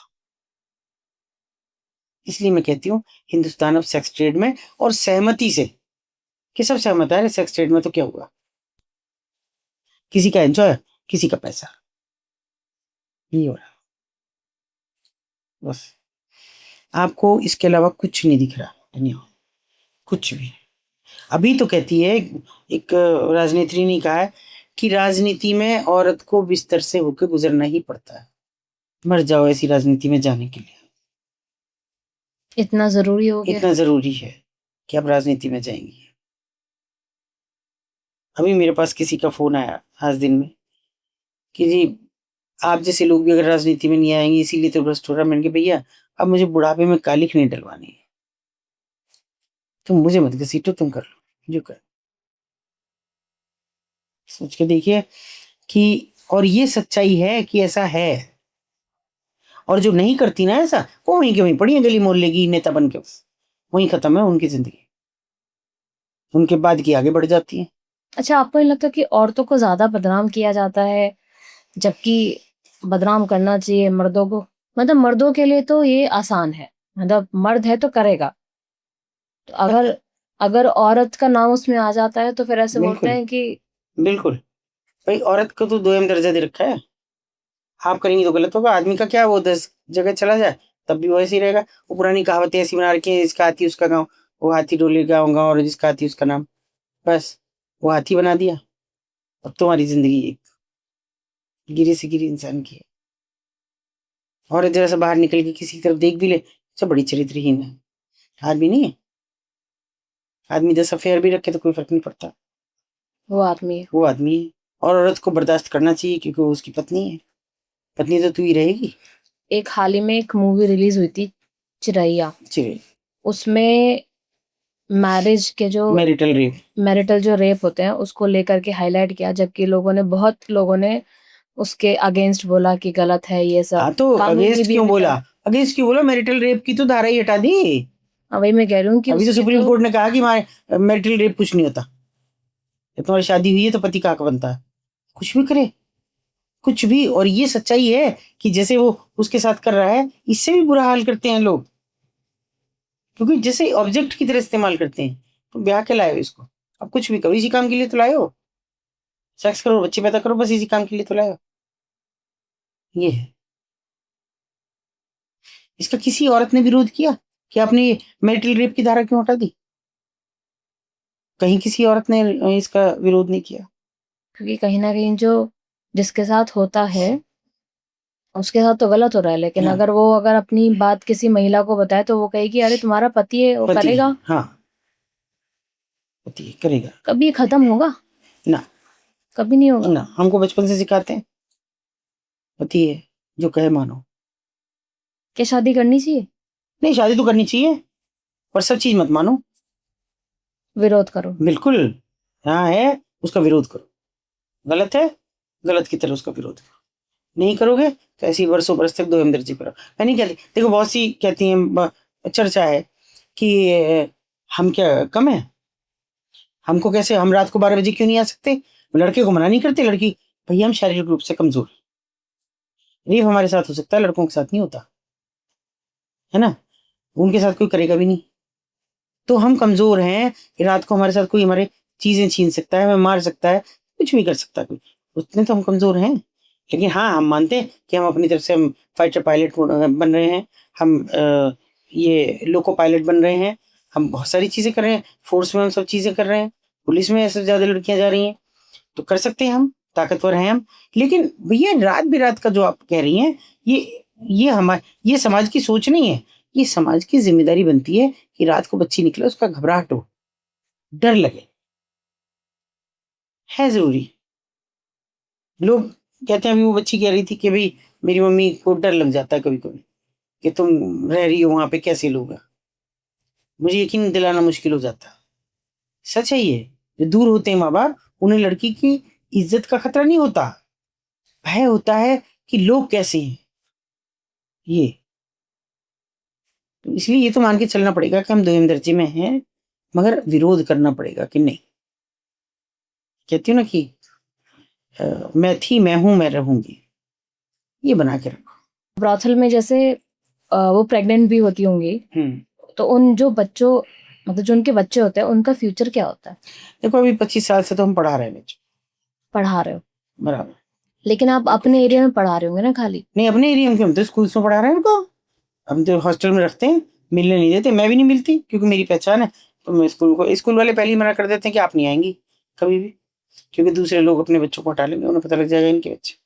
इतना तो जानती हैं। मतलब अभी सिर्फ आप मेरठ की बात कर रहे हो या पैन नहीं, इंडिया मैं की सिर्फ बात? मेरिट की बात कर अच्छा, अभी मेरठ में आप जो ब्रॉथल्स में जो बच्चे होते हैं उनको आप पढ़ा रहे हो, बराबर। सेपरेट रख रहे हो एकदम माँ बाप ओ माँ से। सेपरेट नहीं रख रहे हैं, हॉस्टल में एडमिट करा रहे हैं एक सामान्य बच्चे की तरह। तो माँ से तो सेपरेट हो गए ना। हाँ, माँ से अलग रहेगा। माँ को मिलना नहीं अलाउड नहीं, नहीं है। माँ केवल वीकेंड वो उस पे मिलेगी, छुट्टियों में, वैसे नहीं। और समर वेकेशन और विंटर वेकेशन में कहाँ जाते हैं वो लोग? हॉस्टल में रहते हैं, हॉस्टल में रहते अलाउ नहीं है उसको ना, मिलना। 1-2 दिन के लिए बुलाते हैं कि घुमाने ले जाओ। 2022 में कुछ 2200 समथिंग रजिस्टर केस हुए थे, मतलब केस को रजिस्टर किया गया था। विमेन ट्रैफिकिंग का नंबर बता रही हूँ मैं। 2023 में 83 समथिंग नंबर आ गया, तो ये मैं नंबर इन घटा आंकड़ों है। मैं इन आंकड़ों पर विश्वास नहीं करती। फर्जी है, बेमानी है, बिल्कुल साफ मैं कह रही हूँ। और 2200 ही लड़कियां ट्रैफिक हुई 2022 का नंबर है ये। 2022 का ना। कितनी लड़कियां ट्रैफिक हुई इनके अकॉर्डिंग 2285 का कुछ बताइए, नंबर है। पूरे हिंदुस्तान भर में। फिर ये रेड लाइट एरिया कैसे चल रहे? अगर 2200 लड़कियां ही हुई तो कैसे चल रही है? ये तो बंद हो जानी चाहिए अब तक। इसका क्या कारण है कि केस रजिस्टर क्यों नहीं करते? नहीं, कौन करेगा? जो माँ बाप करेंगे जिनका बच्चा खोया, वो करते हैं। उन्हें 24 घंटे तो यूं कहते हैं कि 24 घंटे तक तो केस रजिस्टर नहीं होने का। मेरे पास सैकड़ों पड़ी हैं, इतनी सारी पड़ी हैं, लोग फोटो भी भरी पड़ी है, मैं आपको भेज दूंगी, लगा लेना कहीं, कि जिनके बच्चे आज तक वापस नहीं आए। FIR भी लिखी गई, पुलिस जाए बोले ढूंढ लो भाई रिश्तेदारी में, थोड़ी बड़ी हो गई अरे भाग गई होगी किसी के साथ, तो कहाँ से रजिस्टर हो रहे हैं केस? इनके कोई आंकड़े देता? और पुलिस तो चाहती है हमारे यहाँ केस ही रजिस्टर ना हो। अच्छा, ऐसा क्यों? कोई भी केस 0 FIR है। वही तो, तभी तो DGP को बताएंगे साहब मेरे यहाँ नहीं, मेरा थाना तो सतोड़िया है। तब में ज्यादा होंगे तो तुम्हें डांट पड़ेगी। वैसे रियलिटी में देखा जाए तो पुलिस वालों को पता होता है कहाँ पे बच्चियों को ट्रैफिक किया जा रहा है, कौन सा स्पॉट है? नहीं, बिल्कुल भी नहीं पता होता। वो अपने उन्हें काम से फुर्सत नहीं होती। वो ट्रैफिकिंग एरियाज कहाँ से देखने जाएंगे? OMC वाले को फोन करें जी बता दो 17 दिन से एक लड़की गायब थी, लड़की नहीं मिल रही थी, बहुत दबाव पड़ रहा है। मैंने 1 घंटा नहीं लगाया, उनको लड़की खोज के दे दी। आप कैसे करते हो? देखिए, पहली बात हमने पूछा कि तुम्हारे पास, तुमने CCTV फुटेज जुटाई? हाँ जी। मैंने कहा जरा दिखाना।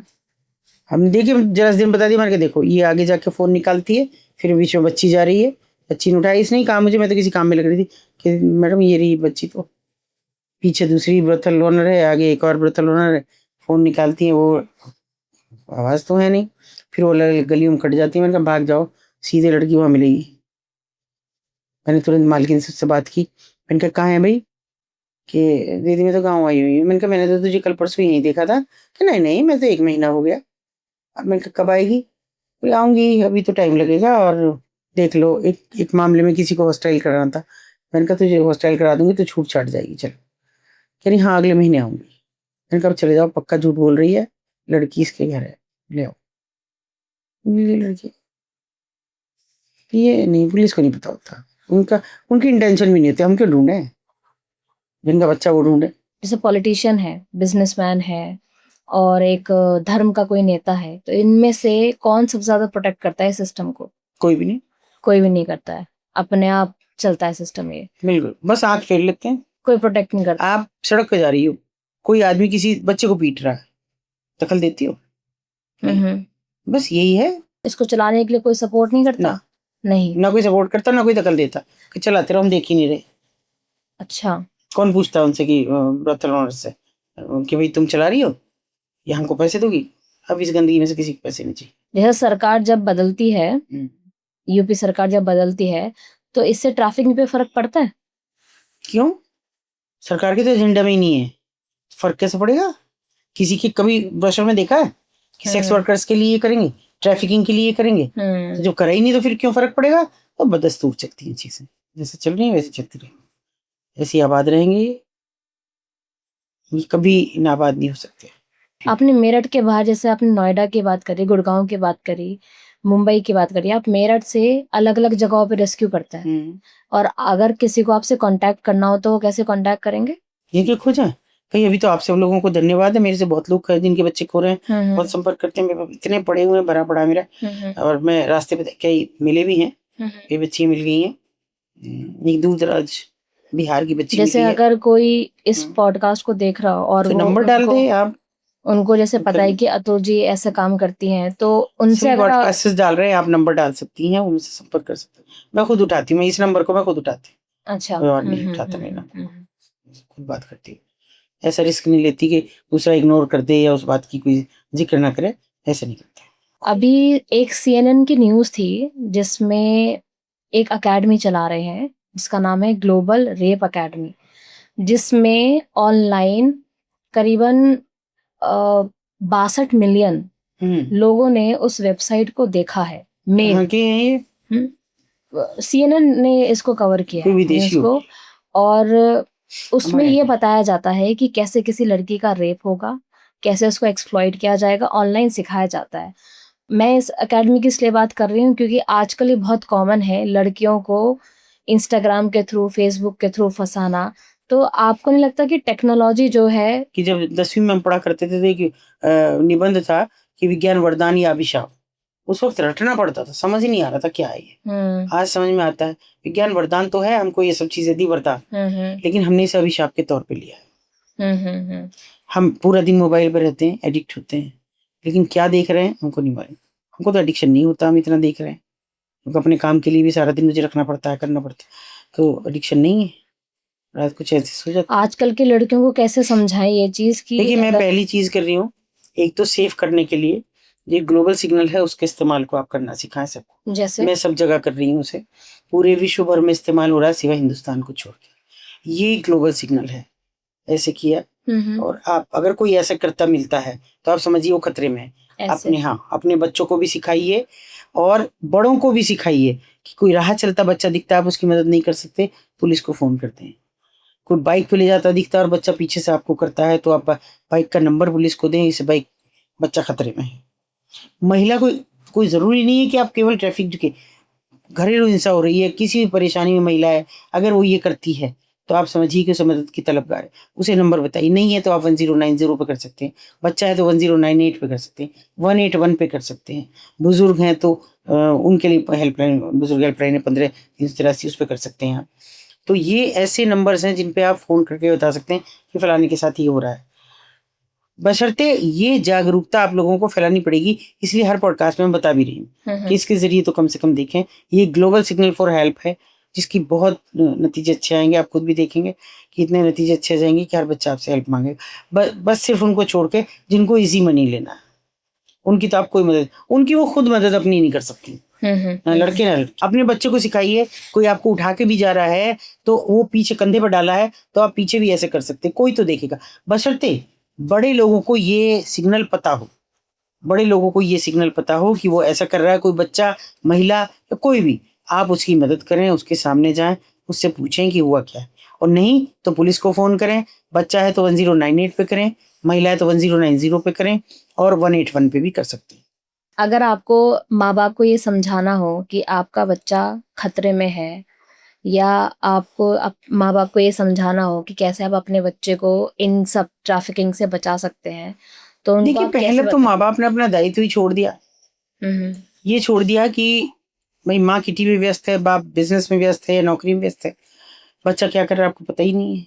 आप तब दौड़ते हैं हमारे पास तो जब बच्चा एडिक्ट हो जाता है, हमारे पास मोबाइल एडिक्शन के बहुत केसेज़ आते हैं।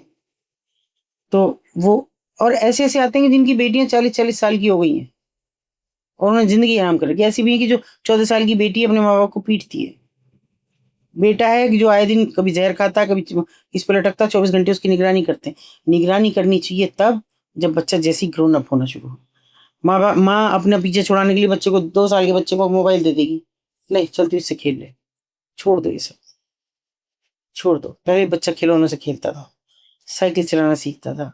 अब बैठा है एक जगह, चिप्स खा रहा है, बस और फिर वज़न बढ़ा रहा है, कुछ नहीं कर रहा। आप बच्चों को स्पोर्ट्स में डालो। बच्चों की सबसे अच्छी एक्टिविटी है कि उसकी स्पोर्ट्स में डाल दीजिए। घर में नहीं खेलने को जगह कोई बात नहीं, फ्लैट संस्कृति में रहते हैं कोई बात नहीं। तो अच्छा है कि आप उसे स्पोर्ट्स अकेडमीज़ में डालो। शुरू से खेलना शुरू करे बच्चा, जो उसकी रुचि हो उसमें डालो। पर बच्चे के साथ कम्युनिकेशन बनाओ, बातचीत करो, पूछो आज क्या किया स्कूल में? सच में मैं सवाल पूछना चाहती हूँ सारे पेरेंट्स से, कितने पेरेंट्स आज भी हैं जो हमारे तुम्हारे छोड़ के, कि आज भी घर आने पे बच्चे से पूछते हो आज क्या हुआ स्कूल में? होमवर्क दिया है कि नहीं दिया है? दिखाना ज़रा कितना होमवर्क है? नहीं पूछते। फिर ट्यूशन भेज देते, जाओ ट्यूशन चले जाओ, वो देखेगी ट्यूशन वाली। ट्यूशन वाली भी उधर घर का खाना बना रही है, उधर पढ़ा रही है, वही चलो जाओ, जाओ। तो ये पिछड़ने का हमारा कारण है, बच्चे का भागने का कारण है। आत्महत्या कर रहे हैं अगर 12-12, 13-13 साल के बच्चे आत्महत्या कर रहे हैं, तो इससे बचाओ अपने बच्चों पे ध्यान दो, कम्युनिकेशन बनाओ। साथ बैठ के टीवी देखो, कुछ अच्छी सी चीज़ लगाओ, आ जाओ ये देखेंगे। वो कार्टून देखना चाहता है तो बैठो उसके साथ कार्टून देखो, कोई दिक्कत नहीं है। पर समय नहीं है हमारे पास, दो ये समय। लौटा के लाओ फिर से उसी उन अपनी वापस आओ अपनी चीज़ों पे, अपनी संस्कृति पे, सभ्यता पे, जो हिंदुस्तान का दुनिया नाम ले रही थी, उसे वापस लेके आओ और अपने बच्चों को मत सताओ कम से कम। सताए जा रहे हैं आपके बच्चे। साइकिलिंग कराओ, स्विमिंग कराओ उन्हें, अच्छा पढ़ेगा अपने आप।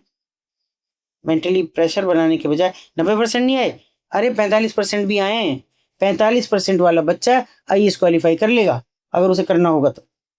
मेहनत करेगा। नंबर की दौड़ में मत दौड़ाओ बच्चे को, कैरियर की दौड़ में मत दौड़ाओ।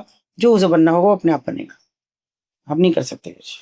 डिप्रेशन में बच्चे आत्महत्या कर रहे हैं, कोटा के बच्चे कर रहे हैं, यहाँ राजेंद्र नगर के बच्चे कर रहे हैं, इसके मुखर्जी नगर के बच्चे कर रहे हैं। क्यों कर रहे हैं? क्योंकि आप वो डॉक्टर बनना चाहता, आपने इंजीनियर बनाने भेज दिया, नहीं बन रहा। आप उनको लाओ, और सुनना है नहीं माँ बाप को, वरना आमिर खान साहब ने तो बहुत पहले सुना दिया था 3 इडियट्स के जरिए। सुनाओ अपने बच्चों के, अपने बच्चों के मन की सुनो। आज भी नहीं सुनोगे तो हाथ धो दोगे नीचे से। ब्रॉथल में जो फीमेल होती जिनकी आपने बात करी, जिनका आपने पेन हमें बताया, आज भी उनको अच्छा नहीं माना जाता समाज में। आज भी लोग उनको तिरस्कार और गलत नज़रों से देखते हैं। उस समाज को आप क्या मैसेज देना चाहते हो? नहीं, उनको क्या तो मैं बराबर कहती हूँ कि भाई तुमने जो झेला वो दूसरों को मत दो। वो महिलाओं के साथ मैं बहुत अंदरूनी अपना रिश्ता रखती हूँ। कोशिश, और अभी अभी वो कोशिश भी करती हैं, पर उनका कहना ये है कि बताइए हमारे बच्चे पढ़ रहे हैं, हम अपने बच्चों को आपके कहने से लगातार पढ़ा रहे हैं, भले हम खर्च नहीं कर रहे, लेकिन खर्चे तो हम ही करने पड़ते हैं, पर पढ़ा रहे हैं। तो जो ला रहे हैं, आप भी के समाज के लोग ला रहे हैं। वो ये कह रही है, ना तो मैं आपके घर से आपके भाई बेटे पति को बुलाने जाती, ना मैं आपके बच्चों को छीनने जाती, ना मैं आपके बच्चों की पढ़ाई रोकती, ना मैं आपकी लड़कियों को लाके यहाँ बेचती। जो लाता है आपके ही समाज का बंदा लाता है, आपके ही समाज का यहाँ बेच के चला जाता है। तो ऐसे लोगों से बचो। मैं उन औरतों से भी कह रही हूँ, जितनी भी मेरी वहाँ फ्रेंड भी हैं मेरी, उन सबसे कह रही हूँ कि और नहीं, बस। वरना मैं सच कह रही हूँ, उन ब्रोथल की दीवारें भी यही कहेंगी कि अगले जन्म मोहे बिटिया न कीजिए। बस इतना है। मतलब आप सबसे ज़्यादा समाज को गिल्टी मानते हैं बिल्कुल मानती इस डार्क साइड को चलाने बिल्कुल। के लिए। ये तो ऐसे है ना कि देखिए, किसी ने परचून की दुकान खोल रखी है, अगर उसकी नहीं चल रही, उसके यहाँ कस्टमर नहीं आ रहे, कुछ और करेगा, कहीं नौकरी करेगा, कहीं मजदूरी करेगा। तो सेम वही है, उनकी तो दुकान है, वो तो कहीं जाती नहीं किसी को लेने बुलाने, किसी के घर पे सप्लाई तो करती नहीं कुछ। तो आप जाना बंद कर दो, देखो उनका बंद हो जाएगा कि नहीं हो जाएगा। कुछ और करेंगी वो। सही बात है। है ना? मेरे 7-8 लड़कियां हैं कि जो एक मॉल में काम कर रही हैं। मैं ये नहीं बताऊँ किस जगह कर रही हैं, लेकिन एक मॉल में काम कर रही हैं, जो हमने रेस्क्यू की, और इज्जत के साथ कर रही हैं, खुश है, बढ़िया है, रह रही हैं। एक ने शादी की है अभी, बाकी हैं। एक सवाल करना था आपसे, इसको रेड लाइट एरिया क्यों बोलते हैं? ये असल में दाल मंडी कहलाते थे, और आप जैसे बच्चे तो कैप्चर कर नहीं पाए, कुछ बच्चों ने कर लिया इसको। ये अंग्रेजों के टाइम में हुआ क्या कि उन्होंने आके जैसे आप रेड लाइट पे रुकते हो, मंशा ये होती है कि आप अगर क्रॉस करेंगे, पहले तो सामाजिक हानि है, लोग कहेंगे बड़ा बेवकूफ़ है, रेड लाइट क्रॉस करके जा रहा है, आपकी इज्जत गई। दूसरा, आपकी शारीरिक हानि है कि कोई जो इधर से आने वाले वो आपको टक्कर मार के तो उड़ा ही देंगे। तीसरा है कोई कानूनी हानि है कि आपका चालान हो जाए, पैसे भरते फिरेंगे, कई बार सीज भी हो जाती है गाड़ी। सेम वही स्थिति सोच के अंग्रेजों ने वहाँ लैंप पोस्ट लगाए रेड कलर के, एग्जिट और एंट्री पे। उनको शाम होती ही एक चौकीदार जला के जाता था, क्योंकि पेट्रोमैक्स टाइप की चीज थी वो, और उसमें नीचे लिखा रहता था सैनिकों का प्रवेश निषेध है। तो वो रेड लाइट इसलिए थी कि अब तुम जानो, अपनी शारीरिक आर्थिक पैसा भी खर्च करोगे, शरीर को भी नुकसान पहुंचाओगे, मानसिक तौर पे भी तुम्हें कमजोर होगे, और सामाजिक तौर पे तो हद से ज्यादा कमजोर होगे। लोग कहेंगे ये तो वो है, वहां जाता है। तो अगर तुम्हें ये करना है तो ठीक है, नहीं तो खतरे की घंटी तो है, लाल निशान है, वो रेड लाइट एरिया, उसके बाद ये कह रहा है। मगर आप जैसे लोग और जैसे लोग नहीं जान पाए क्या है। वो बच्चियां जान गई जो लैंप पोस्ट पे खड़ी है, रेड लाइट, कस्टमर की इंतजार है। और ये उनका तरीका है। आप अगर मोबाइल देख रहे हैं तो इस आजकल तो बच्चों को आते हैं, एक हाथ से मोबाइल चलाते हैं, मगर वो ये अंगूठा ऐसे रखेंगी, ऐसे मोबाइल रखेंगी, ये है सिग्नल कि मैं उपलब्ध हूँ। कोई जो गाड़ी वाला जा रहा है और रेड लाइट पे रुकेगा, देखा अच्छे लड़के का हाथ है, तो वो कहेगा ये की जानकारी ऐसे जाएगी। ऐसे तो वो कर रही है, वो कहेगा ये, वो फिर उसके पास जाएगी, सौदा तय हो गया तो बैठ के गाड़ी में चली जाएगी। ये रेड लाइट एरियाज। उसके बाद से रेड लाइट एरिया, अब ना लैंप पोस्ट है ना कुछ है, पर ये कहलाए रेड लाइट एरियाज। लाल खतरे के लिए तो लगाएगा यहाँ भी। आज हम जब यहाँ बैठ कर के बात कर रहे हैं तो कहीं ना कहीं कोई ना कोई लड़की तो ट्रैफिक हो रही होगी। बिल्कुल, मैं तो मानती हूँ। क्या इसको रोका जा सकता है? मानसिकता नहीं है हमारी, मानसिकता नहीं है। ना आवाम की, ना निजाम की, ना सरकारों की, ना आम जनता की, किसी की नहीं। और ये मानसिकता बदली जा सकती है चाहे तो। कैसे? देखिए, इतने पॉडकास्ट होने के बाद, इतना सुनने के बाद, लगभग 200 पॉडकास्ट मेरे हो गए। मेरे पास फोन आते हैं उनके जिनके बच्चे खो गए, जिनकी बेटियां चली गई या एडिक्ट हो गई, मोबाइल की एडिक्शन, नशे का एडिक्शन, उनके। किसी आम आदमी का नहीं आता। हाँ, आम आदमी के विदेशों से आते हैं जो मेरे बच्चों को सपोर्ट करते हैं, स्पॉन्सर करते हैं, उनका फोन आता है, या बहुत अच्छा काम कर रही है, एक बच्चे को हम देना चाहते हैं, हम दे देते हैं, भी दे दो बच्चे, हमें तो चाहिए, हमेशा डिमांड बनी रहती है। तो वो करते हैं। अपने यहाँ से कोई नहीं आता, एक भी बंदा। हाँ, आते हैं कैसे लोग, मैं सैल्यूट करती हूँ उन लोगों को आपके जरिए, कि एक बच्चा मजदूरी करता है मनरेगा में, 300 रुपये मिलते हैं उसको रोज। उन 300 रुपये में से 30 रुपये मुझे पर डे भेजता। मेरा आप मोबाइल देख सकते हो। मना करती हूँ, बेटा मत भेज पर डे, इकट्ठा भेज दियो। कि नहीं माँ, मुझसे, माँ कहता है हो नहीं पाएगा, 900 रुपये में शायद लालच आ जाएगा कि मैं कुछ और खरीद लूँ, मगर 30 रुपये में नहीं आएगा। 30 रुपये 300 रुपये में से भेजता है। एक बच्ची है जो एक ब्यूटी पार्लर में काम करती है और लॉ भी कर रही है, बहुत गरीब है, इसलिए करती है पार्लर में ताकि लॉ का खर्चा निकाल सके। वो मुझे एक आईब्रो का पैसा भेजती है 70 रुपये। और मैं आपके जरिए कह रही हूँ कि अगर वो मुझे सुन रही तो सैल्यूट है बेटा तुम्हें। नाम नहीं लूंगी, मना कर चुकी है। आपको नाम नहीं सपोर्ट करती है? करती, 70 रुपये रोज भेजती है मुझे, है ना। एक और लड़की है जो मुझे हर रोज 100 रुपये भेजती है। मैंने कही तुम अभी बहुत कम ट्यूशन पढ़ाती हो, मैंने कहा तुम्हारी आमदनी बहुत कम है। फिर आज कम है, जिस दिन चाहते हो ज्यादा भेजूंगी, 20 रुपये भेजती हूँ। तो मैं ऐसे लोगों पर जिंदा हूँ और उम्मीद पर टिकी हूँ, बस। बड़े लोगों की बिल्कुल नहीं चाहिए। इतनी सारी बातें अपने साथ लेकर के दिन रात चलना, आपको नींद आती है? बहुत सुकून से। बहुत सुकून से? हाँ। बोझ नहीं लगता? ना, बस ये लगता है कि कोई फंसी ना हो, इसलिए दिन भर रहता है वो बोझ। जरूर भागती हूँ, सबको दूंगी टाइम, तुम आ जाओ, तुम आ जाओ, तुम आ देखो, कोई नई लड़की ना हो, अपने स्टेक होल्डर से संपर्क करो, क्योंकि जो उनके स्टेक होल्डर है वो हमारा सूचना तंत्र है। ये भी है, जो उन्हें ला के देते हैं लड़कियां, वो हमें सूचना भी देते हैं। अभी आप सिर्फ मेरठ में ये फुल ऑपरेट कर रहे हो या पैन इंडिया? इन इंडिया जहाँ से भी सूचना आती है।